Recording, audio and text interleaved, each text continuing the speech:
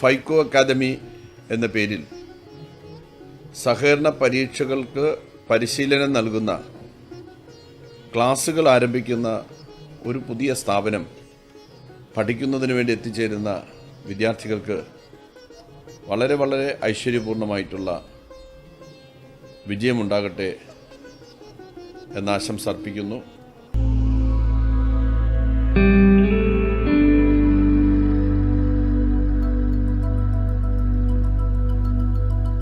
എൻ്റെ പേര് ജോയ് ഫ്രാൻസിസ് എന്നാണ്. ഞാൻ സഹകരണ വകുപ്പിൽ വിവിധ തസ്തികകളിൽ ഒരു 28 വർഷം ജോലി ചെയ്തു. അതിക്ക് മുന്നേ 3 വർഷം ഹയർ എഡ്യൂക്കേഷൻ ഡിപ്പാർട്ട്മെൻറ്റിൽ ജോലി ചെയ്തിട്ടുണ്ട്. അങ്ങനെ 31 വർഷത്തെ സർക്കാർ സേവനം പൂർത്തിയാക്കിയിട്ടുണ്ട്. ഈ കാലയളവിൽ വിവിധങ്ങളായ പോസ്റ്റുകളിൽ ഇൻസ്പെക്ടർ, ഓഡിറ്റർ മുതലായ പോസ്റ്റുകൾ തൊട്ട് അസിസ്റ്റൻറ്റ് രജിസ്ട്രാർ വരെയുള്ള പോസ്റ്റുകളിലാണ് സഹകരണ വകുപ്പിൽ ഞാൻ സേവനം അനുഷ്ഠിച്ചത്.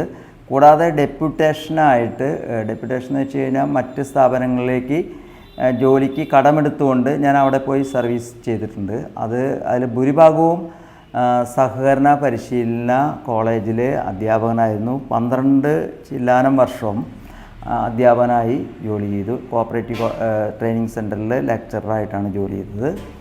പിന്നെ ഒരു 6 വർഷത്തോളം ഞാൻ ഒരു സർവീസ് സഹകരണ ബാങ്കിൻ്റെ സെക്രട്ടറി ആയിട്ട് ഡെപ്യൂട്ടേഷനിൽ ജോലി ചെയ്തു.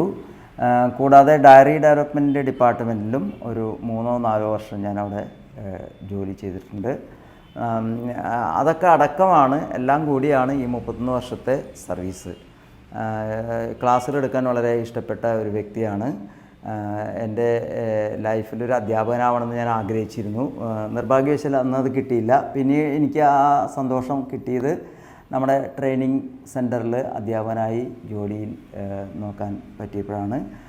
കേരളത്തിൽ അങ്ങോളം ഇങ്ങോളമുള്ള നിരവധി സ്ഥാപനങ്ങളിൽ പോയി ക്ലാസ് എടുക്കാറുണ്ട്. ക്ലാസ് എടുക്കുക എനിക്ക് വളരെ ഇഷ്ടമുള്ള ഒരു കാര്യമാണ്. പ്രധാനമായിട്ടും ക്ലാസ്സുകൾ എടുക്കുന്നത് ബാങ്കിങ്, പിന്നെ കോപ്പറേറ്റീവ് ലോ, മാനേജ്മെൻറ്റ് മുതലായ വിഷയങ്ങളാണ്. ഈ നമ്മുടെ ഫൈക്കോ എന്ന് പറയുന്ന സ്ഥാപനവുമായിട്ട് സഹകരിച്ച് പ്രവർത്തിക്കാൻ കഴിയുന്നത് ഒരു ഭാഗ്യമായിട്ടാണ് ഞാൻ കരുതുന്നത്. എൻ്റെ ക്ലാസ്സുകൾ തുടർന്നുണ്ടാവും. അതുപോലെ തന്നെ എൻ്റെ സഹപ്രവർത്തകരും പിന്നെ ഇവിടെ നിലവിലുള്ള വളരെ പ്രഗത്ഭരായ അധ്യാപകരുടെയും ക്ലാസ്സുകളുണ്ടാവും. നിങ്ങൾ ആ ക്ലാസ്സുകളിൽ പങ്കെടുത്ത് വേണ്ട രീതിയിൽ അത് ഉപയോഗപ്പെടുത്തി ജോലി സമ്പാദിക്കണമെന്ന് ഞാൻ ആത്മാർത്ഥമായിട്ട് ആഗ്രഹിക്കുന്നു. ഒരു ജോലി സഹകരണ രംഗത്ത് സമ്പാദിക്കുക എന്ന ലക്ഷ്യത്തോടു കൂടിയായിരിക്കും എല്ലാവരും തന്നെ ഈ ഓൺലൈൻ പരിപാടിയിൽ പങ്കുചേരാനായിട്ട് ആഗ്രഹിക്കുന്നത്. അപ്പോൾ നമ്മൾ ഇന്ന് സഹകരണ രംഗം എന്ന് പറയുന്നത് കേരളത്തിൻ്റെ തൊഴിൽ മേഖലയിൽ വലിയ സാധ്യതകളുള്ള ഒരു രംഗമാണ്. PSC കഴിഞ്ഞാൽ ഒരുപക്ഷെ പബ്ലിക് സർവീസ് റിക്രൂട്ട്മെൻറ്റ് കഴിഞ്ഞാൽ ഒരുപക്ഷെ ഏറ്റവും അധികം ഉദ്യോഗാർത്ഥികൾക്ക് ജോലി അഷ്വർ ചെയ്യുന്ന സംവിധാനമാണ് നമ്മുടെ സഹകരണ രംഗത്തുള്ള സംവിധാനങ്ങൾ. അപ്പോൾ ആദ്യം ഞാനതിൻ്റെ ഒരു ചെറിയ വിവരണം നൽകാനാണ് ആഗ്രഹിക്കുന്നത്. 3 രീതികളിലുള്ള റിക്രൂട്ട്മെൻറ്റാണ് നമ്മുടെ സഹകരണ രംഗത്ത് നടക്കുന്നത്. അതിൽ ആദ്യത്തേത് തീർത്തും PSCയുടെ നിയന്ത്രണത്തിലുള്ള റിക്രൂട്ട്മെൻറ്റാണ്. അപ്പോൾ ഏതെല്ലാം തസ്തികകളാണ് ആ റിക്രൂട്ട്മെൻറ്റിൽ വരുന്നത്, അതുപോലെ തന്നെ അതിൻ്റെ സാധ്യതകൾ എന്തൊക്കെയാണെന്ന് ഒന്ന് ചുരുക്കി പറയാം. PSCയുടെ നിയന്ത്രണത്തിൽ വരുന്ന പോസ്റ്റുകൾ നേരിട്ട് PSC റിക്രൂട്ട് ചെയ്ത് നിയമനം ലഭിക്കുന്ന പോസ്റ്റുകൾ സഹകരണ വകുപ്പിലെ കോപ്പറേറ്റീവ് ഡിപ്പാർട്ട്മെൻറ്റിലെ പോസ്റ്റുകളാണ്. ഇപ്പോൾ കോപ്പറേറ്റീവ് ഇൻസ്പെക്ടർ, കോപ്പറേറ്റീവ് ഓഡിറ്റർ മുതലായ വളരെ ആകർഷണീയമായിട്ടുള്ള പോസ്റ്റുകളാണ്. ഗസറ്റഡ് പോസ്റ്റിന് തൊട്ട് താഴെയുള്ള ഒരു മാനേജീരിയൽ കാഡറിലുള്ള ഒരു സൂപ്പർവൈസറി കാഡറിലുള്ള പോസ്റ്റുകളാണത്. ഭേദപ്പെട്ട സാലറി ലഭിക്കുന്ന പോസ്റ്റുകളാണ്. അതിൻ്റെ സാധ്യതകളും വളരെ കൂടുതൽ സാധ്യതകളുള്ള ഒരു രംഗം തന്നെയാണ് സഹകരണ വകുപ്പിലെ ഈ പോസ്റ്റുകൾ. ഓരോ 3 വർഷം കൂടുമ്പോഴും സാധാരണയായിട്ട് ടെസ്റ്റുകളുണ്ടാവും, കോപ്പറേറ്റീവ് ഇൻസ്പെക്ടർ ആൻഡ് ഓഡിറ്ററുടെ ടെസ്റ്റുകൾ. ആ മത്സര പരീക്ഷയിൽ വിജയിക്കുന്നവരിൽ ഒരു 1000 പേരെയെങ്കിലും സാധാരണ നിലയ്ക്ക് മിനിമം ജോലി ലഭിക്കാനുള്ള സാധ്യത അവിടെ ഉണ്ടാകാറുണ്ട്.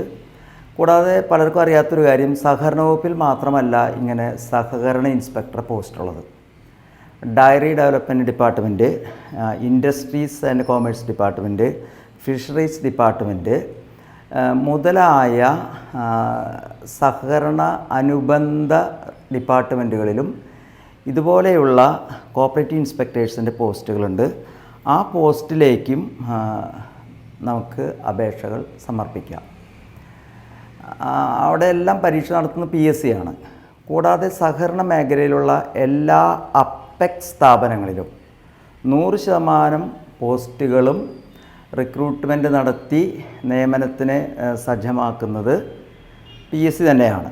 ഉദാഹരണമായിട്ട് കേരള ബാങ്ക്, മിൽമ, കയർഫെഡ്, പിന്നെ കേരള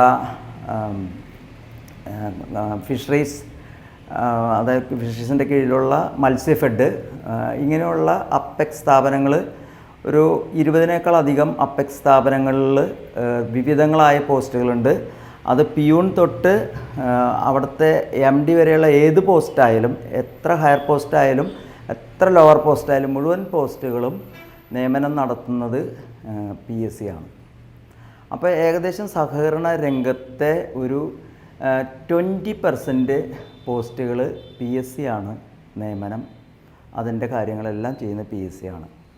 പലരും തെറ്റിദ്ധരിക്കുന്ന പോലെ അതിൽ യാതൊരു വിധത്തിലുള്ള റെക്കമെൻഡേഷനോ അല്ലെങ്കിൽ ഔട്ട്ഡോർ അല്ലെങ്കിൽ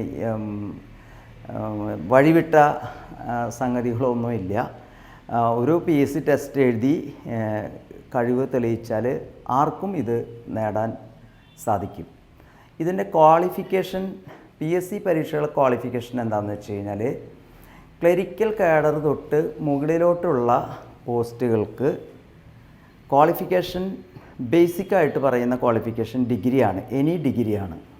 BCom തന്നെ വേണമെന്ന് നിർബന്ധമില്ല. ഏത് ഡിഗ്രി ഉള്ള ആൾക്കും ആ ബേസിക് ക്വാളിഫിക്കേഷൻ ഉണ്ട്. അത് ക്ലറിക്കൽ പോസ്റ്റ് തൊട്ട് മുകളിലേക്കുള്ള പോസ്റ്റുകൾക്കാണ് ഈ പറയുന്ന സംഗതി. അപ്പോൾ ഒരു ഡിഗ്രി വേണം. BCom കോർപ്പറേഷനാണെങ്കിൽ പിന്നീട് മറ്റ് ഡിപ്ലോമകളുടെ ആവശ്യമില്ല. BCom കോർപ്പറേഷൻകാർക്ക് JDCയുടെയോ HDCയുടെയോ ആവശ്യമില്ല.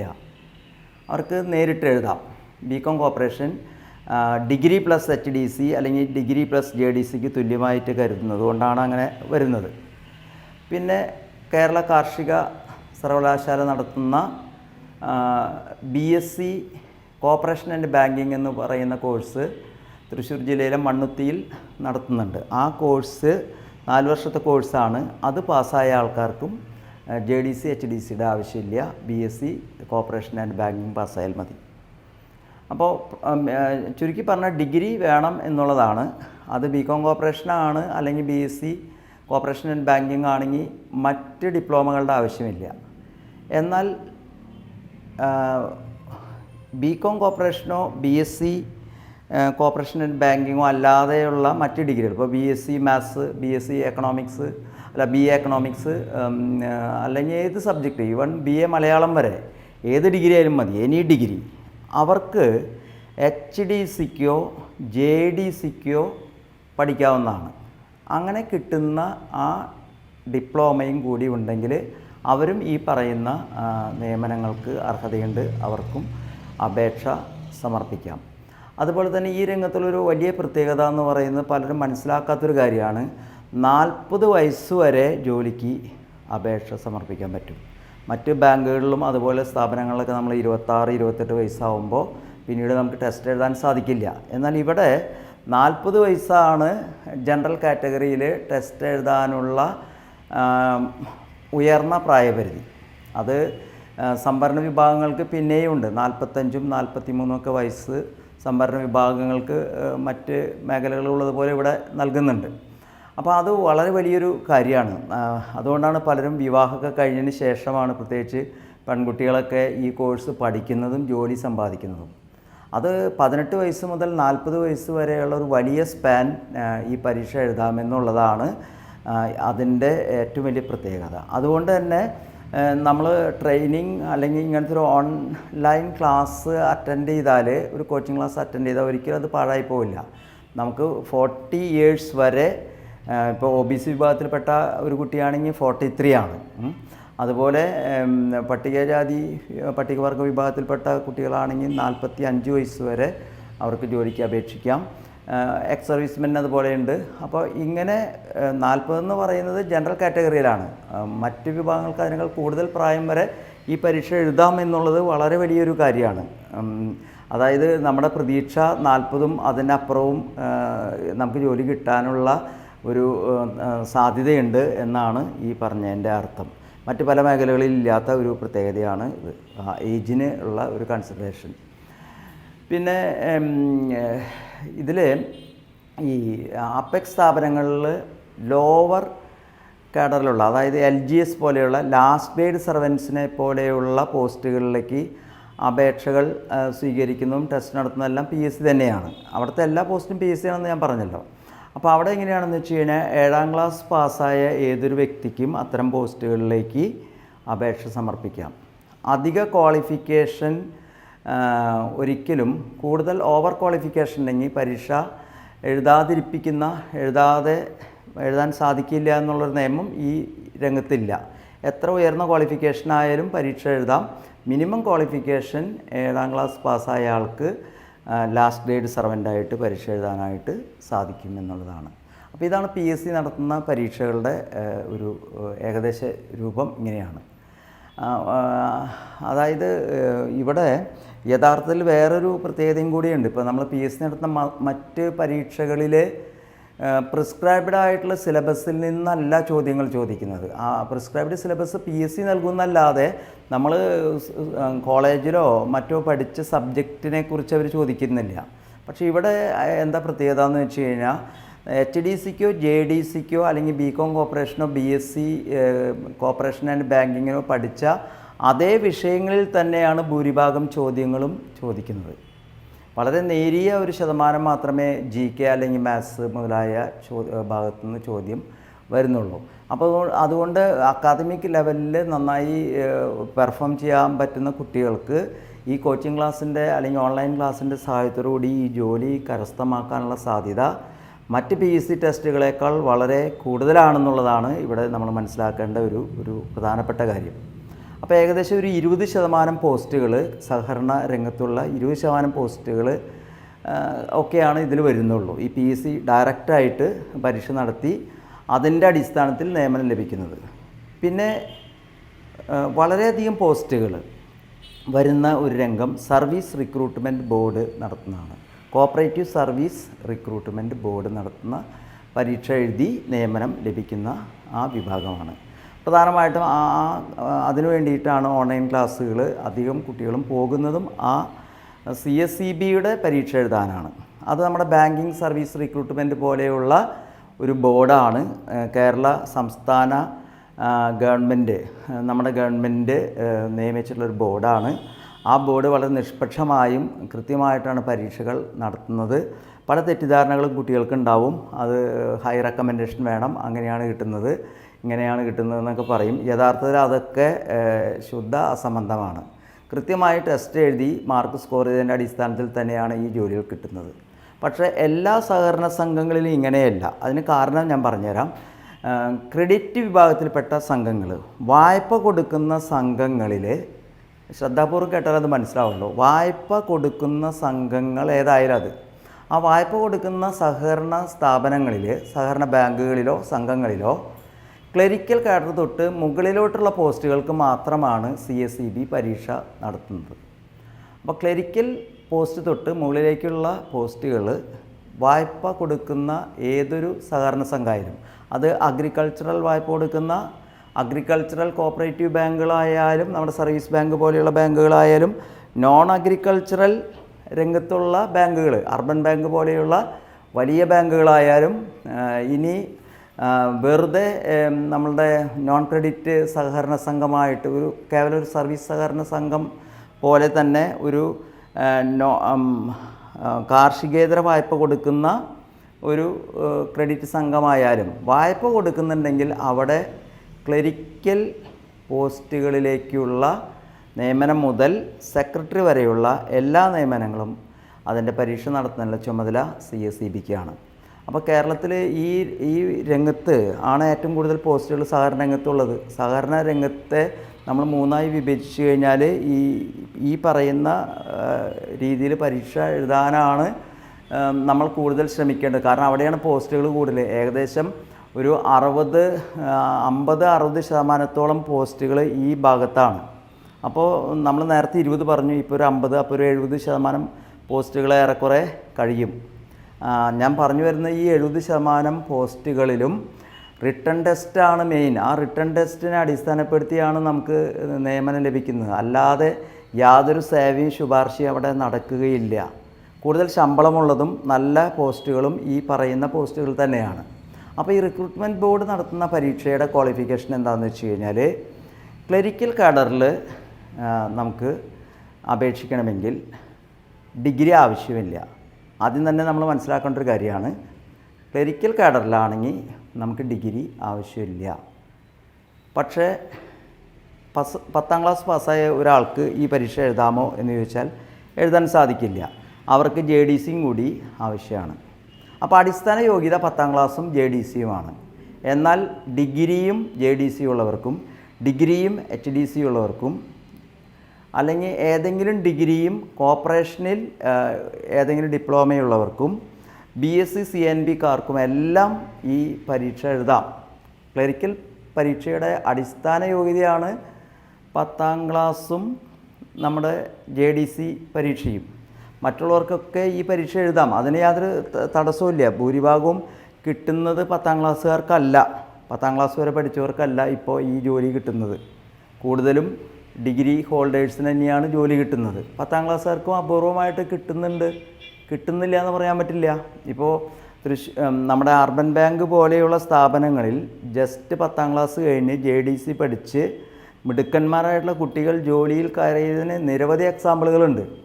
അപ്പോൾ ഉത്സാഹിയായിട്ടുള്ളൊരു കുട്ടിക്ക് ഇത് കിട്ടാനായിട്ടൊരു ബുദ്ധിമുട്ടുമില്ല എന്നുള്ളതാണ് നമ്മൾ മനസ്സിലാക്കേണ്ടത്. അപ്പോൾ ആ പരീക്ഷ ക്ലറിക്കൽ കാഡറാണ് ഞാൻ പറഞ്ഞത്. എന്നാൽ ക്ലറിക്കൽ കാഡറിന് മുകളിലോട്ടുള്ള പോസ്റ്റുകളുണ്ട്, സൂപ്പർവൈസറി കാഡറിൽ വരുന്ന പോസ്റ്റുകൾ. ഉദാഹരണമായിട്ട് ബ്രാഞ്ച് മാനേജർ, അല്ലെങ്കിൽ ചീഫ് അക്കൗണ്ടൻറ്റ്, അസിസ്റ്റൻറ്റ് സെക്രട്ടറി മുതലായ പോസ്റ്റുകളിൽ നമ്മൾ പരീക്ഷ എഴുതുമ്പോൾ അവിടുത്തെ minimum qualification degree plus HDC or JDC or BCom corporation or BSc corporation and banking ആണ്. അതായത് സൂപ്പർവൈസറി കാഡറിൽ ഡിഗ്രി മസ്റ്റാണ്. അത് ക്ലിയർ ആയല്ലോ നിങ്ങൾക്ക്. സൂപ്പർവൈസറി കാഡറിൽ നമ്മൾ നേരിട്ട് പരീക്ഷ എഴുതുമ്പോൾ ഡിഗ്രി നിർബന്ധമായും ഡിഗ്രി ഉണ്ടായാലാണ് ആ പരീക്ഷ എഴുതാനായിട്ട് സാധിക്കുകയുള്ളൂ. പിന്നെ ചില ബാങ്കുകൾ പ്രിഫറബിളി എന്ന് പറഞ്ഞിട്ട് കൊടുക്കും. അതായത് MBA പ്രിഫറബിൾ എന്നൊക്കെ പറഞ്ഞാൽ അതിൻ്റെ അർത്ഥം ഡിഗ്രിക്കാർക്ക് എഴുതാൻ പറ്റില്ല എന്നല്ല. ഡിഗ്രിയും HDCയോ JDCയോ ഉള്ളവർക്ക് പരീക്ഷ എഴുതാം. MBAക്കാർക്ക് ഇൻ്റർവ്യൂവിൽ ഒരു പരിഗണന അവർ നൽകുന്നു മാത്രം. പക്ഷേ എത്രയോ സ്ഥലത്ത്, ഞാൻ ആരെയും കളിയാക്കുന്നതിന് വേണ്ടി പറയുന്നതല്ല കേട്ടോ, എത്രയോ ബാങ്കുകളിൽ കേവലം ഡിഗ്രിയും HDCയോ JDCയോ അല്ലെങ്കിൽ BCom കോർപ്പറേഷനോ ഉള്ളവർ MBAക്കാരെ മറികടക്കുന്നു. MBA ഉള്ളത് കൊണ്ട് ഇത് കിട്ടിക്കൊള്ളണമെന്നൊന്നുമില്ല, അത് ഒരു പ്രിഫറൻസ് മാത്രമാണ്. ഇൻ്റർവ്യൂവിൽ നമുക്ക് ഒരു വെയിറ്റേജ് തരും എന്നുള്ളതാണ്. പക്ഷേ ടെസ്റ്റ് പാസ്സാവണതിൽ MBAക്കാരന് എക്സംഷനൊന്നുമില്ല. ടെസ്റ്റിൽ നമ്മൾ മുന്നിൽ നിന്ന് കഴിഞ്ഞാൽ നമുക്ക് തന്നെയാണ് ഡിഗ്രിയുള്ള ആർക്കും കിട്ടും, MBAക്കാർക്കും കിട്ടും. അവർ ടെസ്റ്റിൽ ക്വാളിഫൈഡായി വരണം. അപ്പോൾ അവിടെ ഡിഗ്രി അല്ല വിഷയം, നമ്മളുടെ പെർഫോമൻസാണ്, റിട്ടൺ ടെസ്റ്റിലെ പെർഫോമൻസാണ്. ആ റിട്ടൺ ടെസ്റ്റിലെ പെർഫോമൻസ് നിങ്ങൾക്ക് വർദ്ധിക്കണമെങ്കിൽ ഇത്തരത്തിലുള്ള ക്ലാസ്സുകളിലൂടെ മാത്രമേ സാധിക്കുകയുള്ളൂ. സ്വയം ഇരുന്ന് പഠിക്കാൻ സാധിക്കില്ല. കാരണം നമ്മൾ കോളേജിൽ അല്ലെങ്കിൽ നമ്മൾ ഈ JDCക്കോ HDCക്കോ പഠിക്കുമ്പോൾ നമ്മൾ സിലബസിനെ ബേസ് ചെയ്തുകൊണ്ടുള്ള ഒരു ഡിസ്ക്രിപ്റ്റീവ് മോഡൽ പരീക്ഷയാണ് എഴുതി പരിചയം ഉണ്ടാവുക. പക്ഷേ ഇവിടെ തികച്ചും ഒബ്ജക്റ്റീവ് രീതിയിലുള്ള പരീക്ഷാ സമ്പ്രദായമാണ്. 160 ചോദ്യങ്ങൾ 2 മണിക്കൂർ കൊണ്ട് ഉത്തരമെഴുതി ഏറ്റുപോകണം. ആ 160 ചോദ്യങ്ങൾ 2 മണിക്കൂർ കൊണ്ട് എഴുതുക എന്നുള്ളതിനാണ് ഈ പരിശീലനം ആവശ്യമായി വരുന്നത്. എല്ലാവർക്കും എല്ലതും കിട്ടുന്നത് തന്നെയാണ്. കുറേ ചോദ്യങ്ങളൊക്കെ എല്ലാവർക്കും കിട്ടും. നമ്മൾക്ക് അനുഭവമുണ്ട്, എനിക്കൊക്കെ അനുഭവമുള്ളതാണ്. ചില കുട്ടികൾ മാത്സ് 20 ക്വസ്റ്റ്യൻ വരും. ആ മാത്സ് 20 ക്വസ്റ്റ്യൻ ചെയ്ത് കഴിയുമ്പോഴേക്കും അവരുടെ സമയം കഴിഞ്ഞിട്ടുണ്ടാവും. അതായത് 10 മാർക്ക് 80-ൽ 10 മാർക്ക് ആൻസർ ചെയ്യുമ്പോഴേക്കും സമയം കഴിഞ്ഞു, 2 മണിക്കൂർ കഴിഞ്ഞു. പിന്നെ സങ്കടപ്പെട്ട് കരഞ്ഞ് എണീറ്റ് പോവുകയാണ്. അപ്പോൾ ആ അമളി പറ്റാതിരിക്കണമെങ്കിൽ നമ്മൾ ഇത്തരത്തിലുള്ള ക്ലാസ്സുകൾ അറ്റൻഡ് ചെയ്ത് ആ സ്പീഡ് നമ്മൾ അറ്റൈൻ ചെയ്ത് പരീക്ഷ എഴുതിയാലാണ് സാധിക്കുള്ളൂ. അങ്ങനെ ഉത്സാഹിക്കുന്ന ഏതൊരു കുട്ടിക്കും ഇത്തരത്തിലുള്ള ജോലികൾ കിട്ടുന്നതിന് നിരവധി എക്സാമ്പിളുകളുണ്ട്. അപ്പോൾ ഞാൻ പറഞ്ഞു വന്നത്, ഇത്തരത്തിലുള്ള ക്ലാസ്സുകൾ, കോച്ചിങ് ക്ലാസ്സുകൾ, ഓൺലൈൻ ക്ലാസ്സുകൾ ആവശ്യമായി വരുന്നത് നമ്മുടെ സർവീസ് റിക്രൂട്ട്മെൻറ്റ് ബോർഡ് നടത്തുന്ന പരീക്ഷകളിലെ കുട്ടികൾക്കാണ്.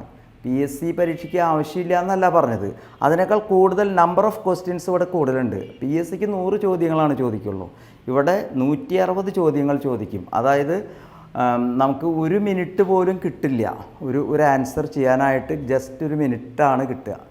120 മിനിറ്റ് കൊണ്ട് 160 ചോദ്യങ്ങൾ നമ്മൾ ആൻസർ ചെയ്യണമെന്ന് ആലോചിക്കേണ്ടതുണ്ട്. അവിടെയാണ് നമ്മളുടെ മിടുക്ക് നമ്മൾ തെളിയിക്കേണ്ടത്. അപ്പോൾ അതിനെക്കുറിച്ച് ഞാനൊന്ന് പറയാം. ആ പരീക്ഷയുടെ രീതി എന്ന് പറയുന്നത്, അത് സെക്രട്ടറിമാരുടെ പോസ്റ്റായാലും ക്ലർക്കുമാരുടെ പോസ്റ്റായാലും രണ്ടും ഒരേപോലെ തന്നെയാണ്. സിലബസും ഏറെക്കുറെ ഒന്ന് തന്നെയാണ്. ഒരു വ്യത്യാസമുള്ളത്, സെക്രട്ടറിമാരുടെ അല്ലെങ്കിൽ സൂപ്പർവൈസറി കാഡറിലുള്ള പോസ്റ്റുകളാകുമ്പോൾ ആ പരീക്ഷയുടെ ക്വസ്റ്റ്യൻസിൻ്റെ സ്റ്റാൻഡേർഡ് ഒന്ന് വർദ്ധിക്കും. കുറച്ചും കൂടി ടഫായിട്ടുള്ള ചോദ്യങ്ങളായിരിക്കും. ക്ലറിക്കൽ കാഡറിലുള്ള ടെസ്റ്റിന് അത്ര തന്നെ ടഫായിട്ടുള്ള ചോദ്യങ്ങളല്ല ചോദിക്കുന്നത്, വളരെ സിമ്പിളായിട്ടുള്ള ചോദ്യങ്ങളാണ്. പക്ഷേ സിമ്പിളായിട്ടുള്ള ചോദ്യങ്ങളാണെങ്കിലും ഈ സ്പീഡ് നമുക്ക് എത്തിച്ചേരാൻ സാധിച്ചില്ലെങ്കിൽ നമ്മൾ റിട്ടൺ ടെസ്റ്റിൽ ഔട്ടാവുന്നുള്ള കാര്യം ഉറപ്പാണ്. റിട്ടൺ ടെസ്റ്റിൽ 80 മാർക്കാണ്. ഒരു ചോദ്യത്തിന് 1/2 മാർക്ക് വീതമുള്ള 160 ചോദ്യങ്ങളാണ് അതിലുണ്ടാവുക. അപ്പോൾ 160 ഇൻറ്റു 1/2 ഹാഫ്, അപ്പോൾ കിട്ടുന്നത് 80 മാർക്കാണ്.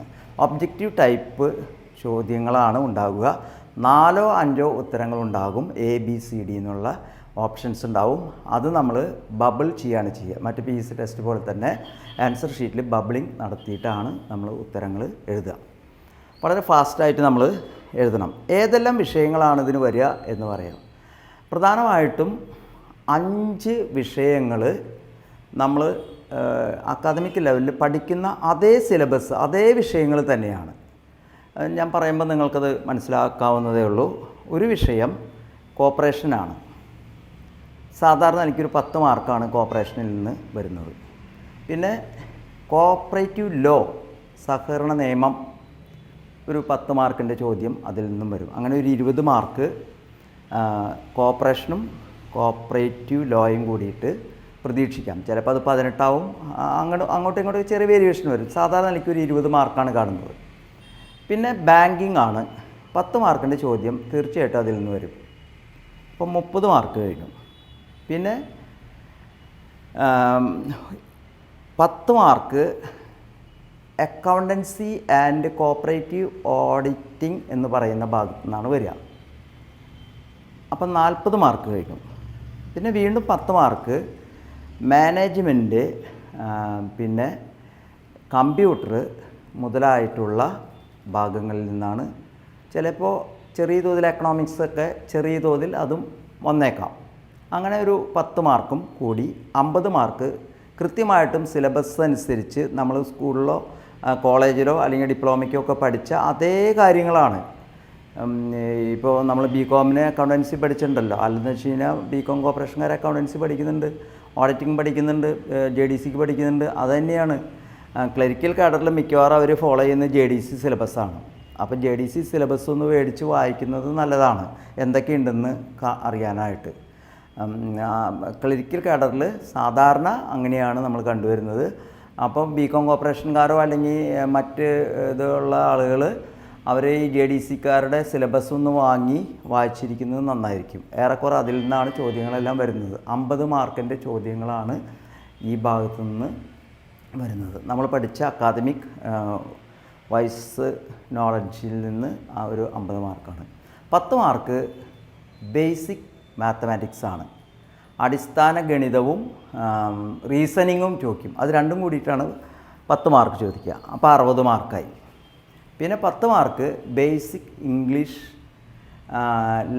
അതായത് വൊക്കാബുലറി ആൻഡ് ഗ്രാമറാണ്. ആ വൊക്കാബുലറിയും ഗ്രാമറിൽ നിന്നും ഒരു SLC നിലവാരത്തിലുള്ളതാണ് ചോദിക്കുന്നത്. ഒരു 10 മാർക്ക് ചോദിക്കും. 10 മാർക്ക് മാത്രമാണ് GK അല്ലെങ്കിൽ ജനറൽ നോളജ്, കറണ്ട് അഫയേഴ്സൊക്കെ കൂടി ചോദിക്കുന്നത്. അല്ലാതെ PC ടെസ്റ്റുകളെ പോലെ എല്ലാ ചോദ്യങ്ങളും GKയിൽ നിന്നല്ല വരുന്നത്. അത് വളരെ കൃത്യമായിട്ട് നമ്മൾ പഠിക്കേണ്ടത്. വെറും 10 മാർക്കിൻ്റെ ചോദ്യങ്ങൾ മാത്രമേ GKയിൽ നിന്ന് വരുള്ളൂ. 10 മാർക്ക് ഇംഗ്ലീഷിന്, 10 മാർക്ക് മാത്സിന്, 50 മാർക്കും നമ്മൾ പഠിച്ച കോർ സബ്ജക്റ്റുകൾക്കാണ്. അതിൻ്റെ അർത്ഥം ആ കോർ സബ്ജക്റ്റുകൾ നന്നായി പഠിക്കുന്ന ആൾക്ക് ഈ ജോലി കിട്ടാനുള്ള സാധ്യത വളരെ കൂടുതലാണ്. നമ്മൾ ചിലവർ പരിഹസിച്ചൊക്കെ പറയുന്നുണ്ടല്ലോ, അതായത് ഇങ്ങനെ ആർക്കും ഉത്തരം പറയാൻ കിട്ടാത്ത GK ചോദിച്ച് കുട്ടികളെ കുഴപ്പിക്കാമെന്ന്. അത് വെറുതെ പറയുന്നതാണ്. കേവലം 10 മാർക്കിൻ്റെ ക്വസ്റ്റ്യനാണ് ചോദിക്കുന്നുള്ളൂ. അത് കറണ്ട് അഫയേഴ്സാണ്. ഇപ്പോൾ കേരളത്തിലെ സഹകരണ വകുപ്പ് മന്ത്രിയുടെ പേര് ചോദിച്ചാൽ നിങ്ങൾക്ക് കിട്ടുന്നതല്ലേ? അത്രയും നിസ്സാര കാര്യങ്ങളാണ് ചോദിക്കുന്നത്. കേരള ചരിത്രത്തെ സംബന്ധിക്കുന്നത്, നമ്മുടെ ഭരണ സംവിധാനത്തെ സംബന്ധിക്കുന്നത്, ഇന്ത്യൻ ദേശീയ സ്വാതന്ത്ര്യത്തെ സംബന്ധിക്കുന്നത്, അങ്ങനെ വളരെ കൃത്യമായിട്ട് നമുക്ക് മനസ്സിലാക്കാനും പഠിക്കാനും അറിയാനും പറ്റുന്ന കാര്യങ്ങളാണ് ഈ GKയിൽ ചോദിക്കുന്നത്. വല്ലാത്തൊരു ബാലികേറാമലയൊന്നുമല്ല. PSCയുടെ അത്ര ടഫല്ല. അത് വളരെ സിമ്പിളായിട്ട് നമുക്ക് ചെയ്യാവുന്നതാണ്. യഥാർത്ഥത്തിൽ നമ്മുടെ സിലബസ് അനുസരിച്ച് പഠിച്ചിട്ടുണ്ടെങ്കിൽ ഈ ടെസ്റ്റ് പാസ്സാവാൻ യാതൊരു ബുദ്ധിമുട്ടില്ല. ആദ്യത്തെ പ്രാവശ്യം തന്നെ കിട്ടുന്നവരുണ്ട്, രണ്ടാമത്തെ പ്രാവശ്യം കിട്ടുന്നവരുണ്ട്. ക്ലാസ് എടുത്തിട്ടുള്ള അനുഭവത്തിൽ നിന്നാണ് ഞാൻ പറയുന്നത്. ഒരു നല്ല പരിശ്രമശാലിയായ കുട്ടിക്ക് 2ഓ 3ഓ ടെസ്റ്റ് എഴുതുമ്പോൾ ജോലി കിട്ടിയില്ലെങ്കിലും ലിസ്റ്റിൽ അയാളുടെ പേരുണ്ടായിരിക്കും. കൃത്യമായിട്ട് സിസ്റ്റമാറ്റിക്കായിട്ട് നമ്മളൊരു 2 മണിക്കൂർ വീട്ടിലിരുന്ന് ഇതിനു വേണ്ടി മെനക്കെട്ട് പഠിക്കണം, ക്ലാസ്സിൽ അറ്റൻഡ് ചെയ്യണം. ഉറപ്പായിട്ട് നമുക്ക് കിട്ടും. അത്ഭുതങ്ങൾ തന്നെ സംഭവിക്കുമെന്ന് പറയുന്നത് വളരെ ശരിയാണ്. സാധാരണ നമുക്ക് കട്ട് ഓഫ് വരുന്നത് 80-ൽ ഒരു 60 മാർക്കാണ്. 60 മാർക്കിൻ്റെ അടുത്ത് നമുക്ക് ടെസ്റ്റിൽ സ്കോർ ചെയ്യാൻ കഴിഞ്ഞാൽ, ഭാഗ്യമുണ്ടെങ്കിൽ നമുക്ക് നല്ലൊരു ബാങ്കിൽ ഭേദപ്പെട്ട ശമ്പളത്തോടുകൂടി ജീവനക്കാരനായിട്ട് കയറാനായിട്ട് സാധിക്കും. അത് ഉറപ്പാണ്, 100% ഉറപ്പാണ്. ഒരു 60 മാർക്ക് 80-ൽ നമ്മൾ സ്കോർ ചെയ്യണം. 60ൻ്റെ മീതെ വേണം. ചില പരീക്ഷ ചിലപ്പോൾ വളരെ എളുപ്പമാവാറുണ്ട്. വളരെ എളുപ്പമാകുമ്പോൾ കട്ട് ഓഫ് പിന്നെയും കൂടും. പരീക്ഷ അല്പം ടഫാവുമ്പോൾ ചിലപ്പോൾ 60-ൽ നിന്ന് അല്പം കുറയും. 50 മാർക്ക് കട്ട് ഓഫ് വന്നിട്ടുള്ള കൊല്ലങ്ങളുണ്ട്, വർഷങ്ങളുണ്ട്. ചില തവണകളിൽ 50 മാർക്കൊക്കെ കട്ട് ഓഫ് വന്നിട്ടുള്ളൂ. അത്രയും ടഫ് പരീക്ഷയാകുമ്പോൾ അങ്ങനെ വരുന്നത്. അപ്പോൾ അതുകൊണ്ട് നമ്മൾ നന്നായി പഠിക്കാം. നമ്മുടെ കർത്തവ്യം നമ്മൾ നിറവേറ്റുക എന്നുള്ളതാണ് ഇതിലുള്ളത്. അപ്പോൾ ഇത് കഴിഞ്ഞു. ഇനി 20 മാർക്ക് എന്ന് പറയുന്നത്, ഇപ്പോൾ 80 മാർക്കാണ് കഴിഞ്ഞത്, അത് ടെസ്റ്റ് പറഞ്ഞു. 20 മാർക്ക് നമുക്ക് ഇൻ്റർവ്യൂവിനാണ്. ഇൻ്റർവ്യൂ നടത്തുന്നത് ഏത് ബാങ്കിലാണോ അല്ലെങ്കിൽ ഏത് സഹകരണ സ്ഥാപനത്തിലാണോ നമുക്ക് ജോലി ലഭിക്കാൻ പോകുന്നത്, അവിടുത്തെ ഭരണസമിതിയാണ് ഇൻ്റർവ്യൂ നടത്തുക. ഇൻ്റർവ്യൂവിനെ കുറിച്ച് പറയാം. സർവീസ് സഹകരണ ബാങ്കുകൾ ഉൾപ്പെടെയുള്ള ബാങ്കുകളിൽ, അതായത് CSRB cooperative service examination board പരീക്ഷ നടത്തുന്ന ബാങ്കുകളിലെ ഇൻ്റർവ്യൂ നടത്തുന്നത് അതാത് സ്ഥാപനങ്ങളിലെ ഭരണസമിതിയാണ് ഇൻ്റർവ്യൂ നടത്തുക. ആ ഭരണസമിതി നടത്തുന്ന ഇൻ്റർവ്യൂവിന് മാർക്ക് നിശ്ചയിച്ചിട്ടുണ്ട്. 15 മാർക്കാണ് ഭരണസമിതിയുടെ കൈവശമുള്ള മാർക്ക്. നേരത്തെ നമ്മൾ 80 മാർക്കിൻ്റെ ടെസ്റ്റ് പറഞ്ഞു. 15 മാർക്ക് ഭരണസമിതിക്കാണ്. 5 മാർക്ക് കൂടിയുണ്ട്. ഇപ്പോൾ 95 അല്ലേ ആയിട്ടുള്ളൂ. 5 മാർക്ക് കൂടിയുണ്ട്. ആ 5 മാർക്ക് എന്ന് പറയുന്നത് നമ്മുടെ നാറ്റിവിറ്റി സർട്ടിഫിക്കറ്റ് ഹാജരാക്കിയാൽ കിട്ടുന്നതാണ്. നമ്മൾ ഒരു ജില്ലയിലെ നാറ്റീവാണെന്ന് വില്ലേജ് ഓഫീസിൽ നിന്ന് സർട്ടിഫിക്കറ്റ് കൊണ്ടുപോയാൽ 5 മാർക്ക് ഗ്രേസ് മാർക്ക് കിട്ടും. അപ്പോൾ അതാത് ജില്ലയിലെ ഉദ്യോഗാർത്ഥികൾക്ക് നമ്മൾ ഈ ഇൻ്റർവ്യൂവിന് ചെല്ലുമ്പോൾ നാറ്റിവിറ്റി സർട്ടിഫിക്കറ്റിൻ്റെ സഹായത്തോടു കൂടി 5 മാർക്ക് ലഭിക്കും. ബാക്കി 15 മാർക്കാണ് ഇൻ്റർവ്യൂവിൽ ഡിസൈഡ് ചെയ്യുന്നുള്ളൂ. പക്ഷേ കുട്ടികൾ പലപ്പോഴും പറയാറ് ഈ 20-ൽ 20 കൊടുക്കും, അവർക്ക് ഇഷ്ടമുള്ളവർക്ക്, ബാക്കിയുള്ളവർക്ക് 0 കൊടുക്കും. അതിനെക്കുറിച്ച് അറിയാത്തതുകൊണ്ടാണ്. നമ്മളുടെ ജില്ലയിലാണെങ്കിൽ നിങ്ങൾക്ക് നാറ്റിവിറ്റി സർട്ടിഫിക്കറ്റ് പ്രൊഡ്യൂസ് ചെയ്യാൻ സാധിച്ചുവെങ്കിൽ നമുക്കത് കിട്ടും. വിവാഹം കഴിഞ്ഞ ആളുകളാണെന്ന് വെച്ച് കഴിഞ്ഞാൽ ഒന്നുകിൽ ആ ജനന സ്ഥലത്തെ നാറ്റിവിറ്റി അപ്പോൾ ആ ജില്ലയിലേ കിട്ടുള്ളൂ. വേറെ ജില്ലയിലേക്കാണ് വിവാഹം കഴിച്ചതെന്ന് വെച്ച് കഴിഞ്ഞാൽ അവിടുത്തെ നാറ്റിവിറ്റി നമ്മൾ വാങ്ങണം.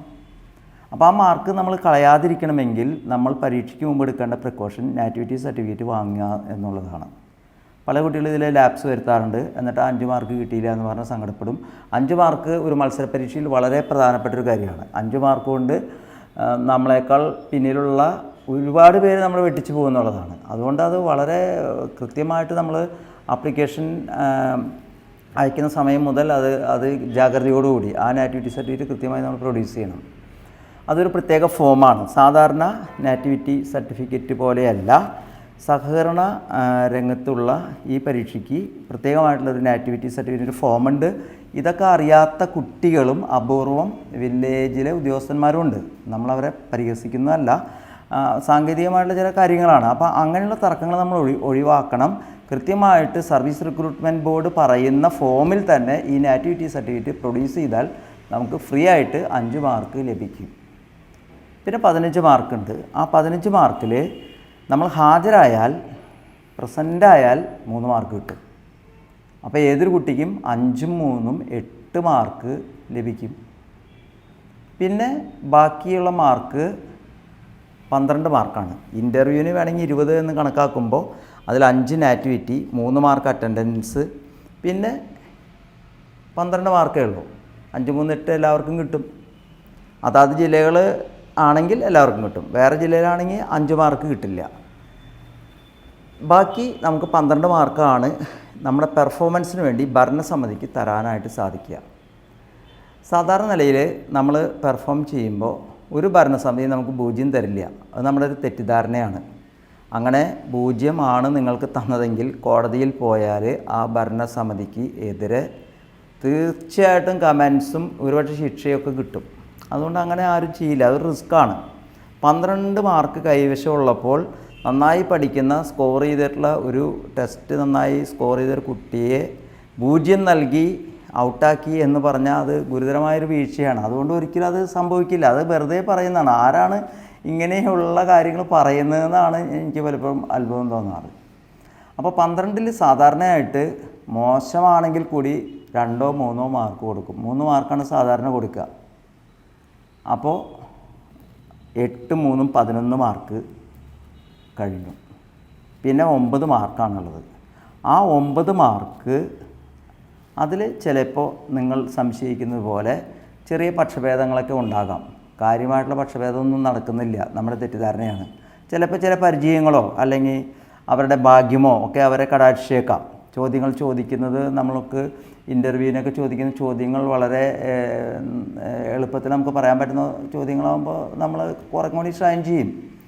വളരെ നമുക്ക് ആ മേഖലയായിട്ടൊരു പരിചയമില്ലെങ്കിൽ അങ്ങനെയുള്ള ചോദ്യങ്ങളാണ് വരുന്നതെന്ന് വെച്ച് നമുക്ക് മാർക്ക് ചിലപ്പോൾ ഇതിൽ കുറയാം. പക്ഷേ സാധാരണ നിലയ്ക്ക് നമുക്ക് പ്രതീക്ഷിക്കാവുന്ന ചോദ്യങ്ങൾ ഏറെക്കുറെ നമുക്ക് അനുമാനിക്കാം. സഹകരണത്തെക്കുറിച്ച് തീർച്ചയായിട്ടും ചോദ്യങ്ങൾ നിങ്ങളോട് ചോദിക്കാതിരിക്കില്ല. സഹകരണ പരീക്ഷാ രംഗത്ത് ഒരു ഇൻ്റർവ്യൂവിന് പോകുമ്പോൾ സഹകരണത്തെക്കുറിച്ച് ചോദിക്കാതിരിക്കുന്ന പ്രശ്നമേ ഇല്ല. കറണ്ട് അഫയേഴ്സിനെ കുറിച്ച് നിങ്ങളോട് ചോദിക്കും. അപ്പോൾ കറണ്ട് അഫയേഴ്സ് പത്രവായനയൊക്കെ വളരെ നിർബന്ധമാണ് ഈ കാര്യത്തിൽ. ന്യൂസ് കേൾക്കുക, പത്രം വായിക്കുക, അതൊക്കെയാണ് അതിനുള്ള മാർഗം. അപ്പോൾ ഈ 2 കാര്യങ്ങൾ ഞാൻ പറഞ്ഞു. പിന്നെ സാധാരണ ചോദിക്കും നമ്മുടെ പേഴ്സണൽ കാര്യങ്ങൾ ചോദിക്കും. നമ്മൾ എന്തുകൊണ്ടാണ് ഈ ജോലി ഇഷ്ടപ്പെടുന്നത്, നിങ്ങൾക്ക് മറ്റു വല്ല ജോലിക്ക് പോയിക്കൂടെ, അങ്ങനെ, അല്ലെങ്കിൽ നിങ്ങൾക്ക് മുൻപരിചയമുണ്ടോ, ഈ ജോലിയോട് നിങ്ങൾക്ക് താല്പര്യമുണ്ടോ, എന്താണ് കാരണം, നിങ്ങളൊരു ബാങ്കിൽ ജോലി നിങ്ങൾക്ക് ഞങ്ങൾ തരികയാണെന്ന് വെച്ച് കഴിഞ്ഞാൽ നിങ്ങൾ ഈ ജോലി നിങ്ങൾക്ക് തന്നുകൊണ്ട് ഞങ്ങൾക്ക് എന്ത് നേട്ടമാണ് ഉണ്ടാവുക, ഇങ്ങനെ കുഴപ്പിക്കുന്ന ചില ചോദ്യങ്ങൾ ചോദിക്കും. അത് വളരെ സധൈര്യം നമ്മൾ ആത്മവിശ്വാസത്തോടുകൂടി ഉത്തരം പറയുകയാണ് അതിൻ്റെ മറുപടി. അതിന് ഇത്തരത്തിലുള്ള ഓൺലൈൻ ക്ലാസ്സുകളുടെ പ്രാധാന്യം വളരെ ഏറെയാണ്. ഫൈക്കോ പ്രസക്തമാകുന്നത് അവിടെയാണ്. വളരെ പ്രഗത്ഭരായ വളരെ കഴിവ് തെളിയിച്ച അധ്യാപകരാണ് നിങ്ങൾക്ക് ക്ലാസ് എടുക്കാനായിട്ട് ഇവിടെ എത്തുകയെന്നാണ് ഞാൻ മനസ്സിലാക്കുന്നത്. സഹകരണ വകുപ്പിലും അതുപോലെ തന്നെ സഹകരണ കോളേജിലൊക്കെ പഠിപ്പിച്ച് നല്ല പരിചയമുള്ള അധ്യാപകരാണ്. അക്കാദമിക് ലെവലിലും പ്രൊഫഷണൽ ലെവലിലും കഴിവ് തെളിയിച്ച വളരെ പ്രഗത്ഭരായ അധ്യാപകരാണ് ഈ പരിശീലനം നൽകുന്നത്. മോക്ക് ഇൻ്റർവ്യൂ അടക്കമുള്ള കാര്യങ്ങൾ പരിശീലനത്തിൽ ഉൾപ്പെടുത്തിയിട്ടുണ്ട്. അപ്പോൾ നിങ്ങൾക്കൊരു ഇൻ്റർവ്യൂ എങ്ങനെയാണ് ഫേസ് ചെയ്യണേ, സാധാരണ ഏതെല്ലാം ചോദ്യങ്ങളാണ് വരിക, ഇതൊക്കെ വളരെ കൃത്യമായിട്ട് നമുക്ക് പഠിക്കാനായിട്ട് സാധിക്കും. അപ്പോൾ 20 മാർക്ക് എന്ന് പറയുന്നത് നമ്മൾ ഭയപ്പെടുന്ന പോലെ വലിയ ഒരു പക്ഷഭേദമൊന്നും അവിടെ നടക്കുകയില്ല. ഒരു 2-3 മാർക്കൊക്കെ വേരിയേഷൻസ് വരും. പക്ഷേ നന്നായി പഠിക്കുന്ന ഒരു കുട്ടിക്ക് റിട്ടൺ ടെസ്റ്റ് നന്നായി എഴുതുന്ന കുട്ടിക്ക് അത് കവർ ചെയ്യാൻ എന്താ ബുദ്ധിമുട്ട്? യാതൊരു ബുദ്ധിമുട്ടുമില്ല. അതാണ് നമ്മൾ മനസ്സിലാക്കേണ്ടത്. ആ റിട്ടൺ ടെസ്റ്റ് നമ്മൾ നന്നായി ഷൈൻ ചെയ്തിട്ടുണ്ടെങ്കിൽ, നന്നായി പെർഫോം ചെയ്തിട്ടുണ്ടെങ്കിൽ, ഇൻ്റർവ്യൂവിൽ വരുന്ന നേരിയ പക്ഷഭേദം ഉണ്ടെന്ന് തന്നെ വിചാരിക്കും, ഉണ്ടെങ്കിൽ തന്നെ അത് നമ്മൾ ബാധിക്കുന്ന വിഷയമില്ല. അപ്പോൾ പലപ്പോഴും ഞാൻ മനസ്സിലാക്കിയിട്ടുള്ളത് റിട്ടൺ ടെസ്റ്റിനെ വളരെ ലാഘവത്തോടുകൂടി കാണുകയും ഇൻ്റർവ്യൂവിൽ ആര് കടാക്ഷിക്കും എന്ന് അന്വേഷിച്ച് നടക്കുകയും ചെയ്യുന്ന ആളുകൾക്കാണ് ഈ ജോലി കിട്ടാത്തത്. നമ്മൾ കൃത്യമായിട്ട് പഠിച്ച് നോക്കണം. ഒരു പ്രാവശ്യം മാത്രം പരീക്ഷ എഴുതിയോണ്ട് ഇത് കിട്ടില്ല. ഫസ്റ്റ് പ്രാവശ്യം നമുക്ക് പലപ്പോഴും അതൊരു പരിചയം മാത്രമേ ആവുള്ളൂ. 1-2 പ്രാവശ്യം എഴുതി അതിനായിട്ട് ഹാർഡ് വർക്ക് ചെയ്യുമ്പോൾ തീർച്ചയായിട്ടും ഇത് കിട്ടാനുള്ള സാധ്യത വളരെ വളരെ കൂടുതലാണ്. തന്നെയല്ല, ഒരേ സമയം നമുക്ക് മറ്റ് പല ജോലികൾക്കും നമുക്ക് ഒരേ സമയം ഒരു ഇൻ്റർവ്യൂ ആണ് വരുന്നത്. ഇത് ഒരു ടെസ്റ്റ് എഴുതിയാൽ ഒരു ഇൻ്റർവ്യൂ അല്ല. നിങ്ങൾ ഏത് ബാങ്കിലേക്ക് ഓപ്ഷൻ കൊടുത്തിട്ടുണ്ടോ ആ ബാങ്കിൽ നിന്നൊക്കെ ഒരുപക്ഷെ നിങ്ങൾക്ക് ഇൻ്റർവ്യൂവിന് ക്ഷണം ലഭിക്കാം. അതായത് ഞാൻ ഒരു കോമൺ പരീക്ഷ എഴുതുമ്പോൾ 15 ബാങ്കുകൾ എത്ര എണ്ണം വേണമെങ്കിൽ കൊടുക്കാം കേട്ടോ. കേരളം മുഴുവൻ വേണമെങ്കിൽ കൊടുക്കാം. 50 ബാങ്കുകൾ വേണമെങ്കിൽ ഓപ്ഷൻ കൊടുക്കാം. 50 ബാങ്കുകൾ ഓപ്ഷൻ കൊടുത്തിട്ടുണ്ടെങ്കിൽ തീർച്ചയായിട്ടും കിട്ടാനുള്ള സാധ്യത കൂടുതലാണ്. പല കുട്ടികളും ചെയ്യുന്നത് ഞാൻ കണ്ടിട്ടുള്ളതാണ്. ശരിക്കും ഒരു മണ്ടത്തരമാണ്. അവർ തൊട്ടടുത്തുള്ള ബാങ്ക് മാത്രം അവരെഴുതുക. അങ്ങനെ ഒരിക്കലും ചെയ്യരുത്. കാരണം നമ്മൾ ഇപ്പോൾ ഉദാഹരണമായിട്ട് നമ്മുടെ നാട്ടിലുള്ളൊരു ബാങ്ക്, ആ ബാങ്ക് കുറച്ച് പ്രസിദ്ധിയുള്ള ബാങ്കാണെങ്കിൽ ഭൂരിഭാഗം ഉദ്യോഗാർത്ഥികളും അവിടേക്ക് ഓപ്ഷൻ കൊടുത്തിട്ടുണ്ടാവും. അപ്പോൾ എന്തുണ്ടാവും എന്ന് വെച്ച് കഴിഞ്ഞാൽ, നമ്മൾ റാങ്ക് ലിസ്റ്റ് സെപ്പറേറ്റ് റാങ്ക് ലിസ്റ്റാണ്. ആ റാങ്ക് ലിസ്റ്റിൽ നമ്മൾ ഒരു പക്ഷേ 23-ാമനാവും. 10 വേക്കൻസി ഉള്ളെങ്കിൽ നമുക്ക് കിട്ടില്ല. പക്ഷേ ഇതേ കുട്ടി മറ്റ് ബാങ്കുകളിൽ കൊടുത്തിട്ടുണ്ടെങ്കിൽ അവിടേക്ക് താരതമ്യേന ആളുകൾ കുറവാണെങ്കിൽ ചിലപ്പോൾ ഈ 23-ാമൻ 1-ാമനാവും. അങ്ങനെയുള്ള ഇഷ്ടം പോലെ ഇതുകൾ വന്നിട്ടുണ്ട്. അതുകൊണ്ട് പരമാവധി നമ്മൾ ഓപ്ഷൻസ് കൊടുക്കണം. അതിന് അല്പം പൈസ ചിലവ് വരും. അഡീഷണലായിട്ട് ഓരോ ബാങ്ക് എടുക്കുമ്പോൾ പൈസ കൂടുതൽ വരും. പക്ഷെ അത് നമ്മൾ പിശുക്ക് പിടിക്കരുത്. അതിനു വേണ്ടി നമുക്ക് എവിടെയൊക്കെ പോയി ജോലി ചെയ്യാൻ സാധിക്കുമോ ആ ബാങ്കുകളിലൊക്കെ കൊടുക്കണം. അങ്ങനെയാണ് ഞാൻ പറയുക. അതാണ് അതിനുള്ള ഏറ്റവും നല്ല മാർഗം. അങ്ങനെ കൃത്യമായിട്ട് ഓപ്ഷൻസ് കൊടുത്ത് പഠിച്ചൊരുങ്ങി പരീക്ഷ എഴുതുന്ന ഒരു കുട്ടിയെ സംബന്ധിച്ചിടത്തോളം എൻ്റെയൊക്കെ ഒരു പരിചയത്തിൽ നിന്ന് ഞാൻ പറയട്ടെ, 2-3 പ്രാവശ്യം എഴുതുമ്പോൾ ഇതിൽ ഉൾപ്പെടും. ഏതെങ്കിലും ബാങ്കിൽ കിട്ടും. ഇന്ന ബാങ്കിൽ കിട്ടുമെന്ന് നമുക്ക് ഉറപ്പ് പറയാൻ പറ്റില്ല. പിന്നെ എവിടെ കിട്ടിയാലും നമ്മൾ ജോയിൻ ചെയ്യണം.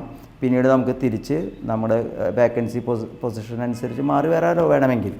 അപ്പോൾ അത് വളരെ പ്രധാനപ്പെട്ടൊരു കാര്യമാണ്. ആ ഓപ്ഷൻസ് പരമാവധി യൂസ് ചെയ്യുക എന്നുള്ളതാണ് ഏറ്റവും പ്രധാനപ്പെട്ട കാര്യം. അല്ലാതെ വെറുതെ പോയിട്ട് നമ്മളൊരു ഇൻ്റർവ്യൂ അറ്റൻഡ് ചെയ്തിട്ട് കിട്ടിയില്ല എന്ന് പറയുന്നതിൽ യാതൊരു അർത്ഥവുമില്ല. അപ്പോൾ ടെസ്റ്റ് CSRB നടത്തും, ഇൻ്റർവ്യൂ ബോർഡ് നടത്തും. അപ്പോൾ ബോർഡിന് ഈ ടെസ്റ്റിൻ്റെ മാർക്ക് അറിയാൻ പറ്റുമോ? പല കുട്ടികളും ചോദിക്കുന്ന സംശയമാണ്. ഒരിക്കലും അറിയാൻ പറ്റില്ല. കാരണം ടെസ്റ്റ് എഴുതിയ മാർക്ക് ഈ ബോർഡിനെ അറിയിക്കുന്നില്ല. ടെസ്റ്റിൻ്റെ മാർക്ക് രഹസ്യമായിട്ട് നമ്മുടെ CSCB സൂക്ഷിച്ചു വയ്ക്കുകയാണ്. അതിനുശേഷം ഇൻ്റർവ്യൂ നടത്തേണ്ട കുട്ടികളുടെ മാർക്കില്ലാതെ ലിസ്റ്റാണ് അയച്ചു കൊടുക്കുള്ളൂ. ആ ലിസ്റ്റിലുള്ളവർക്കൊക്കെ ഇൻ്റർവ്യൂ നടത്തുകയാണ് ചെയ്യുക. അപ്പോൾ എനിക്ക് ഇന്ന കുട്ടിക്ക് കൂടുതൽ മാർക്ക് കൊടുക്കണമെന്ന് ഒരു ബോർഡ് വിചാരിച്ചുകൊണ്ട് കാര്യമില്ല. മാർക്ക് കൊടുത്താലും അയാൾ ടെസ്റ്റിൽ കയറി വരണമെന്നില്ല. അങ്ങനെ മാർക്ക് ഇട്ടതിന് ശേഷം തിരിച്ച് നമ്മുടെ സർവീസ് റിക്രൂട്ട്മെൻറ്റ് ബോർഡിന് തന്നെ ഈ ലിസ്റ്റ് അയച്ചു കൊടുക്കും. അതായത് ഇൻ്റർവ്യൂവിലുള്ള മാർക്ക് മാത്രമേ ഭരണസമിതിക്ക് അറിയാൻ പറ്റുള്ളൂ. വേറെ ടെസ്റ്റിൻ്റെ യാതൊരു രഹസ്യങ്ങളും അവർക്കറിയാൻ പറ്റില്ല. ആരൊക്കെ ഞങ്ങളുടെ ബാങ്കിലേക്ക് ഓപ്ഷൻ നൽകി എന്ന് അറിയാം ആ ലിസ്റ്റ് വരുമ്പോൾ. അല്ലാതെ വേറെ ഒന്നും അറിയാൻ പറ്റില്ല. ആരുടെ പെർഫോമൻസ് നല്ലതൊന്നും അറിയാൻ പറ്റില്ല. ടെസ്റ്റിൽ ആരാ ഫസ്റ്റായി വരണമെന്ന് അറിയാൻ പറ്റില്ല. ഈ അടുത്ത കാലം വരെ ഇങ്ങനെ ടെസ്റ്റ് ഇൻ്റർവ്യൂ കഴിഞ്ഞിട്ട് ലിസ്റ്റ് കൺസോളിഡേഷൻ നടത്തും.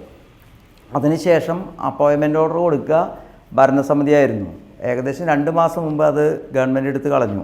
ഇപ്പോൾ അപ്പോയിൻമെൻറ്റ് ഓർഡർ ഇഷ്യൂ ചെയ്യുന്നത് PSCയെ പോലെ അഡ്വൈസ്മോ കൊടുക്കുന്നത് പോലെ സർവീസ് റിക്രൂട്ട്മെൻറ്റ് ബോർഡാണ്. ചുരുക്കി പറഞ്ഞാൽ വന്ന ആൾ ജോയിൻ ചെയ്യണവരെ ആരാണ് ഇവിടെ വരിക എന്ന് ഒരു ഭരണസമിതി മെമ്പർക്കും അറിയില്ല. പിന്നെ അതിൽ എന്ത് കള്ളത്തരം ചെയ്യാൻ പറ്റുമെന്നാണ് നിങ്ങൾ ഉദ്ദേശിക്കുന്നത്? അപ്പോൾ നമുക്ക് കാര്യങ്ങൾ അറിയാതെ നമ്മൾ പഠിക്കരുത്. സത്യത്തിൽ ഇപ്പോഴത്തെ ഇത് ഒരു ഫുൾ പ്രൂഫാണ്. അതിൽ ഒരു സാധ്യതയും ഇല്ല. അങ്ങനത്തെ കൃത്രിമങ്ങൾക്കൊന്നും യാതൊരു സാധ്യതയില്ലാത്ത ഒരു സമ്പ്രദായമാണ്. ഒരുപക്ഷെ PSCയേക്കാൾ കൂടുതൽ ടൈറ്റായിട്ടുള്ള ഒരു സമ്പ്രദായമാണ്. ഒരു തരികടയും സാധിക്കുന്നതല്ല. ശരിക്കും നമ്മുടെ തെറ്റിദ്ധാരണയാണത്.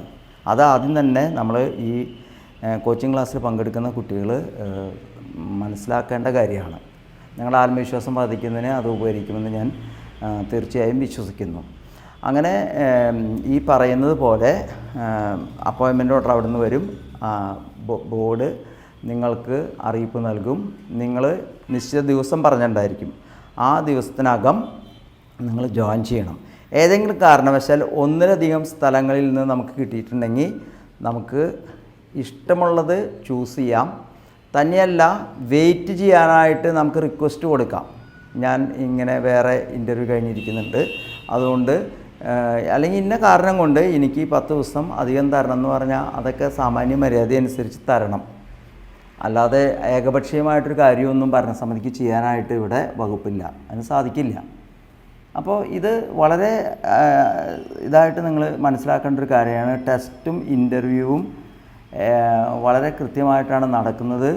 ചെറിയ വ്യത്യാസം 2-3 മാർക്കിൻ്റെ വ്യത്യാസം മാത്രമാണ് ഉണ്ടാവുക. അത് നിങ്ങൾ ടെസ്റ്റിൽ സ്കോർ ചെയ്ത് കയറണം. അതാണ് നമ്മുടെ മിടുക്ക്. അങ്ങനെ കയറുമ്പോൾ ഒരു കൃത്രിമത്തിനും വഴി ഉണ്ടാവില്ല. ഇപ്പോൾ നമ്മൾ പറഞ്ഞത് ക്ലറിക്കൽ കാഡറിനെ കുറിച്ചാണ് പറഞ്ഞത്. ക്ലറിക്കൽ കാഡറിൽ ക്രെഡിറ്റ് സംഘങ്ങൾ എന്ന് വെച്ചാൽ വായ്പ കൊടുക്കുന്ന, അതായത് മെമ്പർമാർക്ക് വായ്പ കൊടുക്കാൻ അധികാരമുള്ള ബാങ്കുകൾക്കും സഹകരണ സംഘങ്ങൾക്കും ഉള്ള റിക്രൂട്ട്മെൻറ്റാണ് ഇപ്പോൾ നമ്മൾ പറഞ്ഞത്. അത് ക്ലറിക്കൽ കാഡർ തൊട്ട് മുകളിലുള്ളവർക്കുള്ളൂ. ഇനി അപ്പോൾ 2 ഭാഗം ഇപ്പോൾ കഴിഞ്ഞു. ഒന്ന് PSC നടത്തുന്ന ടെസ്റ്റ്, രണ്ടാമത്തത് സർവീസ് റിക്രൂട്ട്മെൻറ്റ് ബോർഡ് നടത്തുന്ന ടെസ്റ്റ്. ഈ 2 ടെസ്റ്റിലും യാതൊരുവിധ പക്ഷഭേദത്തിനും സാധ്യതയില്ല എന്ന് ആദ്യം മനസ്സിലാക്കുക. മൂന്നാമത്തെ വിഭാഗം ഏതാണെന്ന് പറയാം. മൂന്നാമത്തെ വിഭാഗം എന്ന് പറയുന്നത് വായ്പ കൊടുക്കാത്ത നോൺ ക്രെഡിറ്റ് മേഖലയിലുള്ള സഹകരണ സംഘങ്ങളിലെ അപ്പോയിൻമെൻറ്റ്സ് ആണ്. നോൺ ക്രെഡിറ്റ് മേഖല എന്ന് പറഞ്ഞാൽ വായ്പ കൊടുക്കൽ മുഖ്യ ഉദ്ദേശമായിട്ട്, അതായത് ബാങ്കിങ് പ്രവർത്തനം നടത്താത്ത ബാങ്കുകളല്ല സഹകരണ സംഘങ്ങൾ. ഉദാഹരണം മിൽക്ക് കോഓപ്പറേറ്റീവ് സൊസൈറ്റി, കയർ കൈത്തറി ഖാദി സഹകരണ സംഘങ്ങൾ, അതുപോലെ തന്നെ മൾട്ടിപർപ്പസ് സഹകരണ സംഘങ്ങൾ, അങ്ങനെ ഒരുപാട് സഹകരണ സംഘങ്ങളുണ്ട് ഇല്ലേ? ഒരുപാടെണ്ണം ഉണ്ട്. ഏത് സൂര്യന് താഴെയുള്ള ഏത് വിഷയത്തെ ആസ്പദമാക്കിയും സഹകരണ സംഘങ്ങൾ രൂപീകരിച്ച് കൊണ്ട് നടക്കാം. അവിടെയെല്ലാം അപ്പോയിൻമെൻറ്റ്സ് നടക്കുന്നുണ്ട്. അത് നേരത്തെ പറഞ്ഞ PSCയോ അല്ലെങ്കിൽ സർവീസ് റിക്രൂട്ട്മെൻറ്റ് ബോർഡോ അല്ല. ആ പരീക്ഷ നടത്തുന്നത്, അല്ലെങ്കിൽ അവിടെ പരീക്ഷ നടത്തുന്നത് ഭരണസമിതി ആയിരുന്നു, പൂർണ്ണമായും ഭരണസമിതിയായിരുന്നു. പക്ഷേ ഞാൻ വീണ്ടും പറയാം, അല്പം വ്യത്യാസം ഇപ്പോൾ അടുത്ത് വന്നു, അതൊന്നും കൂടി പറയാം. അപ്പോൾ നോൺ ക്രെഡിറ്റ് സംഘങ്ങളിലെ എല്ലാ പോസ്റ്റുകളിലും ഭരണസമിതിയുടെ നേതൃത്വത്തിലാണ് ഈ പരീക്ഷ നടക്കുക. അതുകൊണ്ട് അതിൽ വിവേചനത്തിന് സാധ്യതയുണ്ടോ എന്ന് ചോദിച്ചാൽ ഉണ്ടായിരുന്നു. അതിപ്പോൾ കുറഞ്ഞു, അല്ലെങ്കിൽ ഏറെക്കുറെ ഇല്ലാണ്ടായി. അതിന് കാരണം ഞാൻ പറയുന്നുണ്ട്. കൂടാതെ ക്രെഡിറ്റ് സംഘങ്ങളിൽ പിയൂൺ തൊട്ട് താഴെയുള്ള പോസ്റ്റുകൾ, അതായത് പിയൂൺ അറ്റൻഡർ മുതലായ പോസ്റ്റുകൾ, LGS ലാസ്റ്റ് ഗ്രേഡ് സർവൻസിനെയും സഹകരണ സംഘങ്ങളുടെ ഭരണസമിതിയാണ് പരീക്ഷ നടത്തി അല്ലെങ്കിൽ അതിൻ്റെ ഏർപ്പാടുകൾ ചെയ്ത് സഹകരണ സംഘങ്ങളുടെ ഭരണസമിതിയായിരുന്നു. എന്നാൽ ഇവിടെ ഒരു വ്യത്യാസം ഈ അടുത്ത് വന്നത്, ഈ കഴിഞ്ഞ ഫെബ്രുവരി മാസം മുതൽ അത് നിർത്തലാക്കി. കഴിഞ്ഞ ഫെബ്രുവരി മാസം, അത് 2020 ഫെബ്രുവരി മുതൽ ഇത്തരത്തിലുള്ള പരീക്ഷ നടത്തുന്നതിന് രജിസ്ട്രാർ അംഗീകരിച്ച എക്സ്റ്റേണൽ ഏജൻസി വേണമെന്ന് നിയമം മൂലം സർക്കുലർ പ്രകാരം വരുത്തിയിരിക്കുകയാണ്. കോടതി ഇടപെട്ടതിനെ തുടർന്നാണ് അങ്ങനെ ഒരു സർക്കുലർ രജിസ്ട്രാർ പുറത്തിറക്കിയിട്ടുള്ളത്. അപ്പോൾ അതിൻ്റെ വെളിച്ചത്തിൽ ഈ പരീക്ഷ നടത്താൻ യോഗ്യതയുള്ള രജിസ്റ്റർ ചെയ്യപ്പെട്ട, അതായത് ഉത്തരവാദിത്വം വേണമെന്നർത്ഥം, തോന്നിയവർ വന്ന് ടെസ്റ്റ് നടത്തി ഇൻ്റർവ്യൂ നടത്താൻ പറ്റില്ല. ഉത്തരവാദിത്തമുള്ള രജിസ്റ്റേർഡ് സ്ഥാപനമാണ് പരീക്ഷ നടത്തേണ്ടത്, അല്ലെങ്കിൽ രജിസ്റ്റേർഡ് ഫേമാണ് പരീക്ഷ നടത്തേണ്ടത്. തന്നെയല്ല, ഈ രജിസ്റ്റേർഡ് സ്ഥാപനത്തെ സഹകരണ സംഘത്തിൻ്റെ രജിസ്ട്രാർ അംഗീകരിക്കുകയും വേണം. നമുക്കിഷ്ടമുള്ള ഒരു സ്ഥാപനം പോയി രജിസ്റ്റർ ചെയ്താൽ സഹകരണ രംഗത്ത് പരീക്ഷ നടത്താൻ സമ്മതിക്കില്ല. നിങ്ങളെ സഹകരണ സംഘത്തിൻ്റെ head of the department approve ചെയ്യണം, അംഗീകരിക്കണം. അങ്ങനെ ഒരു 20ഓളം സ്ഥാപനങ്ങളെ ഇതിനകം അംഗീകരിച്ചിട്ടുണ്ട്. അവർക്കാണ് പരീക്ഷ നടത്താൻ പറ്റുള്ളൂ. ചുരുക്കി പറഞ്ഞാൽ പരീക്ഷയുടെ നടത്തിപ്പും അതുമായി ബന്ധപ്പെട്ട കാര്യങ്ങളും ഭരണസമിതിയുടെ കയ്യിൽ നിന്നും ഇപ്പോൾ നഷ്ടപ്പെട്ടിരിക്കുകയാണ്. അത് മറ്റൊരു സംവിധാനത്തിലേക്ക് മാറി, അവർക്കേ നടത്താൻ പറ്റുള്ളൂ. ഇൻ്റർവ്യൂ നേരത്തെ പറഞ്ഞതുപോലെ തന്നെ ഭരണസമിതിക്ക് നടത്താം. പിന്നെ മാർക്കിൽ ഇവിടെ ഒരു വ്യത്യാസമുള്ളത് എന്താണെന്ന് വെച്ച് കഴിഞ്ഞാൽ അത് വളരെ കൃത്യമായിട്ട് മനസ്സിലാക്കേണ്ടതാണ്. മാർക്കിലും പരീക്ഷയുടെ രീതിയിലും വ്യത്യാസമുണ്ട്. ഈ അംഗീകൃത ഏജൻസികൾ നടത്തുന്ന, രജിസ്റ്റർ അംഗീകരിച്ച ഏജൻസികൾ നടത്തുന്ന പരീക്ഷയുടെ മാർക്ക് 80 അല്ല. റിക്രൂട്ട്മെൻറ്റ് ബോർഡ് 80 ആയിരുന്നു അല്ലേ? ഇത് 80 അല്ല, 100 ഇൻ്റർവ്യൂവിന് വേറെ 20 മാർക്കുണ്ട്. അതായത് മൊത്തം മാർക്ക് 120 അവിടെ. അതും ശ്രദ്ധിക്കാതെ പോകുന്ന കുട്ടികളുണ്ട്. മൊത്തം മാർക്ക് 120. അപ്പോൾ ഉദാഹരണമായിട്ട് ഞാൻ പറയുകയാണെങ്കിൽ ഒരു മൾട്ടിപ്പർപ്പസ് സഹകരണ സംഘത്തിലെ നല്ല മൾട്ടിപ്പർപ്പസ് സഹകരണ സംഘങ്ങളൊക്കെ ഉണ്ടല്ലോ, അങ്ങനെയുള്ള സംഘത്തിലെ സെക്രട്ടറിയുടെ പോസ്റ്റ് നേരിട്ട് എഴുതണം. അപ്പോൾ നമ്മൾ മനസ്സിലാക്കേണ്ടത് 100 മാർക്കിൻ്റെ ചോദ്യങ്ങൾ വരും, 20 മാർക്ക് ഇൻ്റർവ്യൂ ഉണ്ട്. ഈ 100 മാർക്കിൻ്റെ ചോദ്യങ്ങൾ നേരത്തെ നമ്മൾ സർവീസ് റിക്രൂട്ട്മെൻറ്റ് നടത്തുന്ന പരീക്ഷകളെക്കുറിച്ച് പറഞ്ഞപ്പോൾ 160 ചോദ്യങ്ങൾ അരമാർക്ക് വീതമുള്ള ഒബ്ജക്റ്റീവ് ടൈപ്പ് ചോദ്യങ്ങളാണെന്നാണ് പറഞ്ഞത്. ഇവിടെ വ്യത്യാസം, ഒബ്ജക്റ്റീവ് ടൈപ്പ് ചോദ്യങ്ങൾ മാത്രമല്ല, ഡിസ്ക്രിപ്റ്റീവ് ടൈപ്പ് ചോദ്യങ്ങളും ഉണ്ടാകും. ഉദാഹരണമായിട്ട് ഒരു മൾട്ടിപ്പർപ്പസ് സഹകരണ സംഘത്തിലെ സെക്രട്ടറിയുടെ പോസ്റ്റ് ഡയറക്റ്റായിട്ട് നിങ്ങൾ പരീക്ഷ എഴുതാൻ പോകുമ്പോൾ നിങ്ങളോട് ഒരു ബാലൻസ് ഷീറ്റ്, ഫുൾ ബാലൻസ് ഷീറ്റിനെ കുറിച്ച് ചോദ്യം 20 മാർക്കിന് ചോദിക്കാം. നമ്മളത് പ്രതീക്ഷിക്കണം. അല്ലാതെ 1 വേർഡുകൾ മാത്രം പഠിച്ചു പോയാൽ കിട്ടുകയില്ല, ജോലിക്ക് സാധ്യത വളരെ കുറയും. അവിടെ ഒബ്ജക്റ്റീവ് ടൈപ്പും ഉണ്ടാകാം, ഡിസ്ക്രിപ്റ്റീവ് ടൈപ്പ് ചോദ്യങ്ങളും ഉണ്ടാകാം. ആകെ 100 മാർക്കാണ് അതിന് ഉണ്ടാവുക. അത് നേരത്തെ പറഞ്ഞതുപോലെ ഭരണസമിതിക്ക് അതിൽ റോളില്ല. ആ ടെസ്റ്റ് പ്യുവറായിട്ട് പൂർണ്ണമായും കഴിഞ്ഞ ഫെബ്രുവരി മുതൽ നടത്തി വരുന്നത് എക്സ്റ്റേണൽ ഏജൻസിയാണ്. അതിൻ്റെ ഉത്തരവാദിത്തം അവർക്കാണ്. നമുക്ക് അവർ പക്ഷഭേദം കാണിച്ചു എന്ന് പറഞ്ഞാൽ അവരുടെ ഈ ഏജൻസി ഉണ്ടല്ലോ, അല്ലെങ്കിൽ അവരുടെ രജിസ്ട്രേഷൻ ക്യാൻസലായി പോവും. അതുകൊണ്ട് ഒരാൾ ആ റിസ്കിന് മുതിരില്ല. ചുരുക്കി പറഞ്ഞാൽ സഹകരണ രംഗത്ത് ഇപ്പോൾ സാധ്യതകൾ കൂടിയിരിക്കുകയാണ്. എല്ലാ പോസ്റ്റുകളും, ഏറെക്കുറെ എല്ലാ പോസ്റ്റുകളും കഴിവുള്ളവർക്ക് അവസരം ലഭിക്കുന്ന വിധത്തിൽ അതിനെ റീഡിസൈൻ ചെയ്തേക്കാണ്. ഇവിടെയും വീണ്ടും നമ്മുടെ ഫൈക്കോ പോലെയുള്ള സ്ഥാപനങ്ങളുടെ പ്രസക്തി കൂടുകയാണ്. മേലിൽ കോച്ചിങ് ക്ലാസ്സിന് പങ്കെടുക്കുന്ന കുട്ടികൾക്ക് ക്ലറിക്കൽ കാഡറോ അല്ലെങ്കിൽ സെക്രട്ടറിയുടെ പോസ്റ്റുകളോ മാത്രമല്ല, എനി പോസ്റ്റ്, ഏറ്റവും താഴെത്തട്ടിലുള്ള പോസ്റ്റ് തൊട്ട് മുകളിലുള്ള പോസ്റ്റ് വരെ, അതായത് ഒരു മിൽക്ക് സൊസൈറ്റിയിലെ മിൽക്ക്മാൻ തൊട്ട് കേരള ബാങ്കിൻ്റെ GM വരെയുള്ള പോസ്റ്റുകൾക്ക് പരിശീലനം ഉപകരിക്കുമെന്നാണ് ഈ പറഞ്ഞു വന്നത്. അപ്പോൾ പരിശീലനത്തിൻ്റെ പ്രാധാന്യം കൂടുകയാണ്. സാധ്യതകൾ കൂടുന്തോറും പരിശീലനത്തിൻ്റെ ഇതും കൂടുകയാണ്. അതാണ് നമ്മൾ മനസ്സിലാക്കേണ്ട ഒരു കാര്യം. പിന്നെ അതിലും 20 മാർക്ക് നേരത്തെ പറഞ്ഞ പോലെ 20 മാർക്കുണ്ട്. ആ 20 മാർക്ക് നേരത്തെ പറഞ്ഞതുപോലെ നാറ്റിവിറ്റി അങ്ങനെയുള്ള കാര്യങ്ങൾക്ക് ഭാഗിച്ച് വെച്ചിട്ടില്ല ഇവിടെ. ഈ 20 മാർക്ക് ഫുള്ളായിട്ട് ഭരണസമിതിയുടെ കൈവശം തന്നെയാണ്. നേരത്തെ നമ്മൾ സർവീസ് റിക്രൂട്ട്മെൻറ്റ് ബോർഡ് പറഞ്ഞപ്പോൾ ആ 20 മാർക്കിൽ 5 മാർക്ക് നാറ്റിവിറ്റി ആണ്, അതായത് ജില്ലക്കാർക്കാണ്, 3 മാർക്ക് അറ്റൻഡൻസിനാണ്, 12 മാർക്ക് പെർഫോമൻസിനാണ്. അങ്ങനെയാണ് 20. ഇവിടെ 20 മാർക്ക് എന്ന് പറയുന്നത് അങ്ങനെ പ്രത്യേകിച്ച് പറഞ്ഞിട്ടില്ല. പക്ഷേ കോടതി ഇടപെട്ട് പറഞ്ഞിട്ടുണ്ട്, there should be a norms for that. അതിനൊരു നോംസ് വേണം. അതായത് ഈ 20 മാർക്ക് എങ്ങനെ ഭാഗിക്കണമെന്ന് ഭരണസമിതി കൂടി മുൻകൂട്ടി തീരുമാനിക്കണം. അതായത് 5 മാർക്ക് എക്സ്പീരിയൻസിന്, അറ്റൻഡൻസിന് 3 മാർക്ക്, അങ്ങനെ അവർ നിശ്ചയിക്കണം. അത് പ്രകാരം മാർക്കിടാൻ പറ്റുള്ളൂ, അല്ലാതെ ബൂജിട്ട് തരാൻ സാധിക്കില്ല. ചുരുക്കി പറഞ്ഞാൽ അവിടെയും നിയമത്തിൻ്റെ നൂലാമാലകൾ ഉണ്ട്. അപ്പോൾ ഒരു വളരെ സിമ്പിളായിട്ട് പറഞ്ഞാൽ ഇപ്പോൾ സഹകരണ സംഘങ്ങളിൽ നടക്കുന്ന നിയമനങ്ങളിൽ കൃത്രിമത്തിനുള്ള സാധ്യതകൾ വളരെ കുറഞ്ഞു. അതുപോലെ തന്നെ മറ്റൊരു കാര്യം കൂടി ഇതിൽ മനസ്സിലാക്കേണ്ട കാര്യം എന്താണെന്ന് വെച്ച് കഴിഞ്ഞാൽ, ഈ പല ബാങ്കുകളെക്കുറിച്ചും പറയുന്നൊരാക്ഷേപം, ഞാനത് ഇങ്ങനെ പറയുകയാണ് കേട്ടോ, ഓപ്പണായിട്ട് പറയുകയാണ്, അവർ പ്യൂൺ അല്ലെങ്കിൽ താഴെക്കടയിലുള്ള ആളുകളെ റിക്രൂട്ട് ചെയ്ത് അവർക്ക് പ്രൊമോഷൻ കൊടുക്കും. പിന്നീട് ആ വേക്കൻസിയിൽ വീണ്ടും പിയൂൺമാരെ വയ്ക്കും. ഒരിക്കലും ക്ലർക്കിനെയോ സെക്രട്ടറിയോ നേരിട്ട് വയ്ക്കില്ല. ഈ പിയൂൺമാർ തന്നെ കയറിപ്പോയാണ് ക്ലർക്കും സെക്രട്ടറി ആവുന്നത്. ഒരു കാലത്തും ഈ പഠിച്ച വിദ്യാഭ്യാസമുള്ളവർക്ക് ജോലി കിട്ടാത്ത ഒരു സാഹചര്യം നിലവിലുണ്ടായിരുന്നു എന്ന് പറയാറുണ്ട്. അത് ഏറെക്കുറെ ഒരു പരിധിവരെ ശരിയുമായിരുന്നു. എന്നാൽ ഇപ്പോൾ വലിയ വ്യത്യാസം അതിന് വന്നു കഴിഞ്ഞിട്ടുണ്ട്. അതും കുട്ടികൾ മനസ്സിലാക്കേണ്ട കാര്യമാണ്.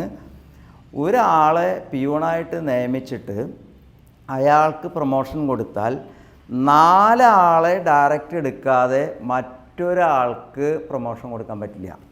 ചുരുക്കി പറഞ്ഞാൽ പഴയതുപോലെ പിയൂണായിട്ട് ജോലിയിൽ പ്രവേശിച്ച് സെക്രട്ടറി ആകുന്ന എളുപ്പവഴി ഇപ്പോൾ ഇല്ല. ഇപ്പോൾ ഒരു സാധാരണ ഒരു സഹസംഘത്തിൽ ഒരു കൂട്ടത്തോടെ 10-100 പോസ്റ്റൊന്നും വരില്ലല്ലോ, 4-5 പോസ്റ്റേ വരുള്ളൂ. അപ്പോൾ ആദ്യം നമ്മളൊരു പിയൂണിനെ എടുത്തു, അയാളെ പ്രൊമോട്ട് ചെയ്ത് കഴിഞ്ഞാൽ പിന്നെ 4 ആൾ വരുന്നത് വരെ പ്രൊമോഷനില്ല. എന്ന് വെച്ചാൽ എന്താ അർത്ഥം? പുറമേ പഠിച്ചു നിൽക്കുന്നവർക്ക് സാധ്യത കൂടിയെന്നർത്ഥം. അപ്പോൾ JDCയോ HDCയോ ബികോം കോർപ്പറേഷനോ കോർപ്പറേഷൻ ആൻഡ് ബാങ്കിങ്ങോ പഠിച്ച കുട്ടികൾക്ക് ഇപ്പോൾ സാധ്യത കുറയല്ല ചെയ്തിട്ടുള്ളത്, കൂടുകയാണ് ചെയ്തിട്ടുള്ളത്. അവിടെയും ഈ കോച്ചിങ് ക്ലാസ്സുകളുടെ സാധ്യതകൾ വർദ്ധിക്കുന്നുണ്ട്. നമ്മൾ വിചാരിക്കുന്നതിനേക്കാൾ വിട്ട് വൈഡ് ഓപ്പണിംഗ് ആണ് ഈ രംഗത്തുള്ളത്. നമ്മൾ വിചാരിക്കുന്ന പോലെ അത്ര ചെറുതല്ല. എല്ലാ സഹകരണ സ്ഥാപനങ്ങളും സാക്ഷാൽ രജിസ്ട്രാറുടെ, സഹകരണ വകുപ്പിലെ രജിസ്ട്രാറുടെ കീഴിലല്ല. അതല്ലാതെയും സഹകരണ സംഘങ്ങളുണ്ട്. പലപ്പോഴും കുട്ടികൾ ഇതൊന്നും അറിയാറില്ല. കാരണം ഇവർ താരതമ്യേന ചെറിയ സ്ഥാപനങ്ങളായതുകൊണ്ട് ഇവർ വലിയ പരസ്യങ്ങൾ കൊടുക്കില്ല. വലിയ പരസ്യം കൊടുക്കാനായിട്ട് അവർക്ക് അവരുടെ സാമ്പത്തിക സ്ഥിതി അനുവദിക്കില്ല. അപ്പോൾ ഏതെങ്കിലും പേപ്പറിൻ്റെ ചെറിയൊരു കുളത്തിലായിരിക്കും കൊടുത്തിരിക്കുന്നത്. എൻ്റെ അറിവിലുണ്ട്, ഞാൻ പലർക്കും വഴി ചൂണ്ടിക്കാണിച്ചു കൊടുത്തിട്ടുണ്ട്. അതായത് നമ്മൾ പറഞ്ഞാൽ അത്ഭുതപ്പെട്ടു പോകും. ജോലിക്ക് സെക്രട്ടറിനെ നിയമത്തിന് കോൾ ഫോർ ചെയ്തിട്ട് ആളുകൾ വരുന്നില്ല, അറിഞ്ഞിട്ടില്ല, കുട്ടികൾ അറിയാതിരിക്കുന്നു. അപ്പോൾ ആദ്യം തന്നെ നമ്മൾ മനസ്സിലാക്കേണ്ടത് ഈ നമ്മളുടെ 5 സംവിധാനം അല്ലെങ്കിൽ ഈ കോച്ചിങ് സെൻറ്ററിൽ നിന്ന് അങ്ങനെ ഞാൻ പ്രതീക്ഷിക്കുന്നുണ്ട്. ഈ ജോലി സാധ്യതകളുടെ വിവരങ്ങൾ അല്ലെങ്കിൽ വേക്കൻസി പൊസിഷൻസും കൂടി നിങ്ങൾ അറിയണം. അതുപോലെ തന്നെ ഇത്തരത്തിലുള്ള സെൻറ്ററുകൾ അത് നിങ്ങളെ അറിയിക്കുമെന്നാണ് ഞാൻ വിശ്വസിക്കുന്നത്. ഇപ്പോൾ ഓരോ വകുപ്പിൽ പോയിട്ട് അന്വേഷിച്ചാൽ നമുക്ക് മനസ്സിലാക്കാൻ സാധിക്കും. ഇപ്പോൾ ഡയറി ഡെവലപ്മെൻറ്റ് ഡിപ്പാർട്ട്മെൻറ്റിലൊക്കെ ഇഷ്ടംപോലെ പോസ്റ്റ് ഇടയ്ക്കിടയ്ക്ക് വരുന്നുണ്ട്. അവിടെയുള്ള സഹകരണ സംഘങ്ങൾ താരതമ്യേന ചെറുതാണ്, സാലറിയൊക്കെ കുറവാണെന്നുള്ളത് ശരിയാണ്. പക്ഷേ ഒരു തുടക്കക്കാരന് അത് നല്ലതാണ്. കുറച്ച് കഴിയുമ്പോൾ അവർക്ക് ഉയർന്നു പോകാം. അതുതന്നെയല്ല, സഹകരണ രംഗത്തുള്ള അപ്പെക്സ് സെൻട്രൽ സ്ഥാപനങ്ങളിൽ 50 വയസ്സ് വരെ ജോലിക്ക് അപേക്ഷിക്കാം. ഉദാഹരണമായിട്ട് ഒരു സർവീസ് ബാങ്കിൽ 3 വർഷം സർവീസുള്ള ഒരു വ്യക്തിക്ക് ജില്ലാ സഹകരണ ബാങ്കിലേക്ക് 50 വയസ്സ് വരെ ജോലിയിൽ അപേക്ഷിക്കാം. തന്നെയുമല്ല, ആകെ ജില്ലാ സഹകരണ ബാങ്ക് ഇപ്പോൾ കേരള ബാങ്കാണ്. കേരള ബാങ്കിലുള്ള പോസ്റ്റുകളിൽ നേർപകുതി 50% പ്രാഥമിക സഹകരണ സ്ഥാപനങ്ങളിൽ ജീവനക്കാർക്ക് റിസർവ് ചെയ്തിട്ടുണ്ട്. പലർക്കും അറിയില്ല അത്. ആ പോസ്റ്റുകൾ പലപ്പോഴും ഫിൽഡാവാതെയുള്ള സ്ഥാപനങ്ങളുണ്ട്. ആൾക്കാരില്ലാതെ ഫില്ലാവാറില്ല. അതുകൊണ്ട് നമ്മൾ മനസ്സിലാക്കേണ്ട വളരെ പ്രധാനപ്പെട്ടൊരു കാര്യം, വളരെ ദീർഘകാലം പ്രതീക്ഷയ്ക്ക് വക ലഭിക്കുന്ന ഒരു സംവിധാനമാണ് സഹകരണ സംഘത്തെ ജോലികളെ സംബന്ധിച്ച് ഉള്ളത്. അതുപോലെ ഇപ്പോൾ പലപ്പോഴും നമ്മൾ പറയുന്ന ഓരോ മേഖലകൾ എടുക്കുമ്പോൾ അധ്യാപകർ എല്ലാ വർഷവും ഒരുപാട് റിട്ടയർമെൻ്റ് ഉണ്ടാവും. പക്ഷേ നമ്മളാരും ഇതിനെ കണക്കെടുക്കുന്നില്ല. സഹകരണ മേഖലയിൽ ഒരു വർഷം റിട്ടയർ ചെയ്യുന്നവരുടെ എണ്ണം എത്രയാണെന്ന് ആരും ശ്രദ്ധിക്കുന്നില്ല. അധ്യാപകരെക്കാൾ ഒട്ടും കുറവല്ല, കൂടുതലാണ്. എത്ര അധ്യാപകർ ഒരു വർഷം റിട്ടയർ ചെയ്യുന്നുണ്ടോ അതിനേക്കാൾ വളരെ കൂടുതലാണ് സഹകരണ രംഗത്തുള്ള ജീവനക്കാരുടെ റിട്ടയർമെൻറ്റ്. അപ്പോൾ ആ അർത്ഥത്തിലും ഒരുപാട് സാധ്യതകളാണ് ഇവിടെയുള്ളത്. ഈ 3 രീതികളെക്കുറിച്ച് നമ്മൾ കൃത്യമായിട്ട് മനസ്സിലാക്കണം. ആകെയുള്ള ഒരു 100 പോസ്റ്റ് ആകെ ഉണ്ടെങ്കിൽ 20ഓളം പോസ്റ്റ് ഗവൺമെൻറ് സെക്ടറിലും അപ്പെക്സ് സ്ഥാപനങ്ങളിലുള്ള പോസ്റ്റുകളാണ്. പ്യുവർലി അതെല്ലാം PSC ആണ് കൈകാര്യം ചെയ്യുന്നത്. പിന്നെ ഒരു 50% അല്ലെങ്കിൽ 40 മുതൽ 50% സർവീസ് റിക്രൂട്ട്മെൻറ്റ് ബോർഡാണ് പരീക്ഷ നടത്തുന്നത്. അവരുടെ നേതൃത്വത്തിലുള്ള ഒരു സംവിധാനമാണ് അവിടുത്തെ റിക്രൂട്ട്മെൻറ്റ് നടത്തുന്നത്. പിന്നെ ശേഷിക്കുന്ന ഒരു 30% നടത്തുന്നത് ഭരണസമിതിയാണെന്ന് പറയാമെങ്കിലും കഴിഞ്ഞ ഫെബ്രുവരി മുതൽ അത് പൂർണ്ണമായും ഭരണസമിതിയുടെ കൈവശത്തിലല്ല, അധീനതയിലല്ല. അതിന് രജിസ്ട്രാർ അംഗീകരിച്ച 20ഓളം ഏജൻസികളുണ്ട്. അവരാണ് പരീക്ഷ നടത്തി കാര്യങ്ങൾ മുന്നോട്ട് കൊണ്ടുപോകുന്നത്. ഈ അറിവ് എല്ലാവരും പരസ്പരം ഷെയർ ചെയ്യുകയും മേലിൽ അങ്ങനെ ഒരു രീതിയിൽ നമ്മൾ പഠിക്കുകയും ചെയ്താൽ ഏതെങ്കിലും ഒരു സഹകരണ സംഘത്തിൽ ജോലി ലഭിക്കുക എന്ന നിങ്ങളുടെ സ്വപ്നം തീർച്ചയായിട്ടും പൂവണിയും. അതിന് നിങ്ങൾക്ക് സാധിക്കട്ടെ എന്നാണ് ഞാൻ ഈ അവസരത്തിൽ പറയാനായിട്ട് ആഗ്രഹിക്കുന്നത്. ഇതുപോലെയുള്ള സംരംഭങ്ങൾ നടത്തി വിജയിച്ച ഫൈവ്കോ പോലെയുള്ള സ്ഥാപനങ്ങൾ ഈ രംഗത്തേക്ക് പ്രവേശിക്കുന്നത് എന്തുകൊണ്ടും സ്വാഗതാർഹമാണ്.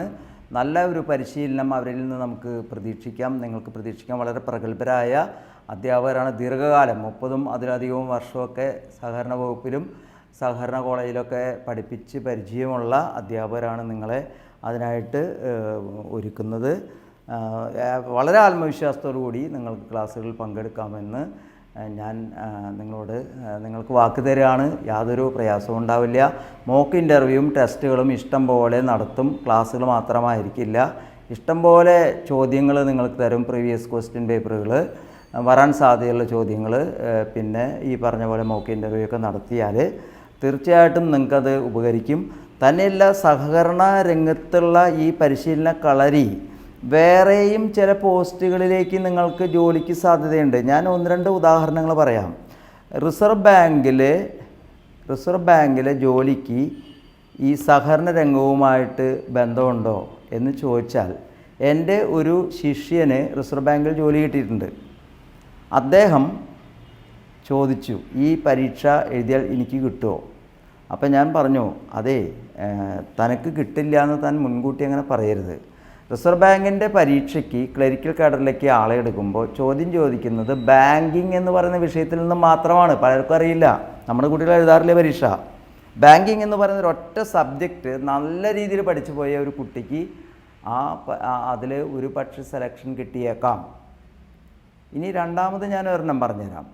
ഗ്രാമീണ ബാങ്കുകൾ, അതായത് കോപ്പറേറ്റീവ് റൂറൽ ബാങ്കുകളല്ല ഞാൻ പറയുന്നത്, അത് സർവീസ് സഹകരണ ബാങ്കുകളെ പോലുള്ള ബാങ്കുകളാണ്. അപ്പോൾ ഗ്രാമീണ ബാങ്കുകൾ എന്ന് പറയുന്നത് 1976 റീജിയണൽ റൂറൽ ബാങ്ക് ആക്ട് അനുസരിച്ച് രജിസ്റ്റർ ചെയ്യപ്പെട്ട ഇന്ത്യയിലുള്ള ഗ്രാമീണ ബാങ്കുകളാണ് ഞാൻ ഉദ്ദേശിക്കുന്നത്. അല്ലാതെ കോപ്പറേറ്റീവ് ഗ്രാമീണ ബാങ്കുകൾ മാത്രമല്ല.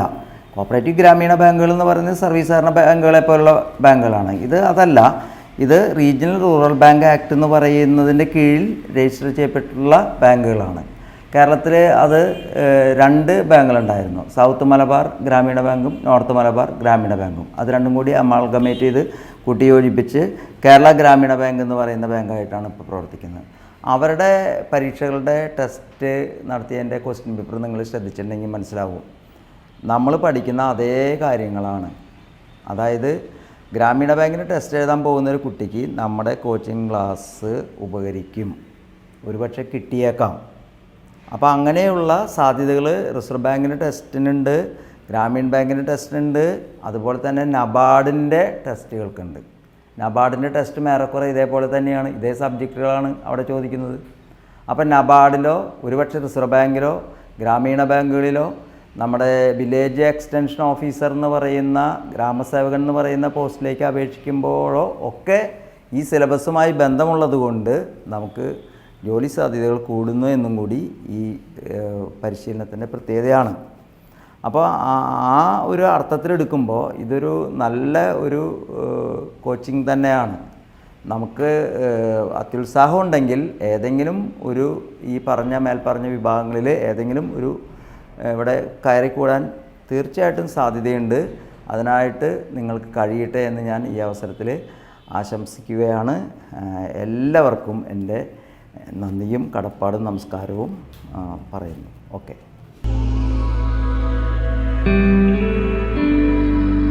സഹകരണ രംഗത്തുള്ള വിവിധ പരീക്ഷാ രീതികളെക്കുറിച്ചും അതുപോലെ തന്നെ ഇൻ്റർവ്യൂവിനെക്കുറിച്ചും സാധ്യതകളെക്കുറിച്ചുമാണ് നമ്മളൊരു ആമുഖമായിട്ട് ഇപ്പോൾ ഇവിടെ പറഞ്ഞ് നിർത്തിയത്. അടുത്ത ക്ലാസ് മുതൽ നമുക്ക് സിസ്റ്റമാറ്റിക്കായിട്ട് സിലബസ് അനുസരിച്ചുള്ള ഓരോരോ സബ്ജക്റ്റുകൾ പഠിപ്പിക്കാനായിട്ടാണ് ഉദ്ദേശിക്കുന്നത്.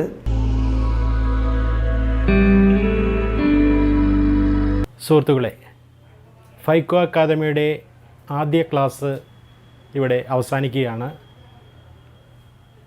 സഹകരണ മേഖലയെക്കുറിച്ചും CSEB പരീക്ഷാ രീതികളെക്കുറിച്ചും നിങ്ങളോട് ഒരു ചെറു വിവരണമാണ് ജോയ് ഫ്രാൻസിസ് സാർ നിങ്ങൾക്ക് നൽകിയത്. തുടർന്ന് വരുന്ന സിലബസ് ബേസ്ഡ് ക്ലാസ്സുകൾ ഞങ്ങൾ അടുത്ത ക്ലാസ്സോടുകൂടി ആരംഭിക്കും. ഈ കഴിഞ്ഞ ക്ലാസ്സിലുള്ള നിങ്ങളുടെ സംശയങ്ങളും നിർദ്ദേശങ്ങളും ഞങ്ങളുടെ വാട്സപ്പ് ഗ്രൂപ്പിൽ നിങ്ങൾ നൽകണം. അതിന് കൃത്യമായ ഉത്തരം ഞങ്ങൾ നൽകുന്നതായിരിക്കും. എല്ലാവരുടെയും സഹകരണത്തിന് നന്ദി അറിയിക്കുന്നു. ഫൈക്കോ academy, first floor, PV complex, civil line road, west fort, Thrissur. Phone 9946 999 460, 9946 999 461.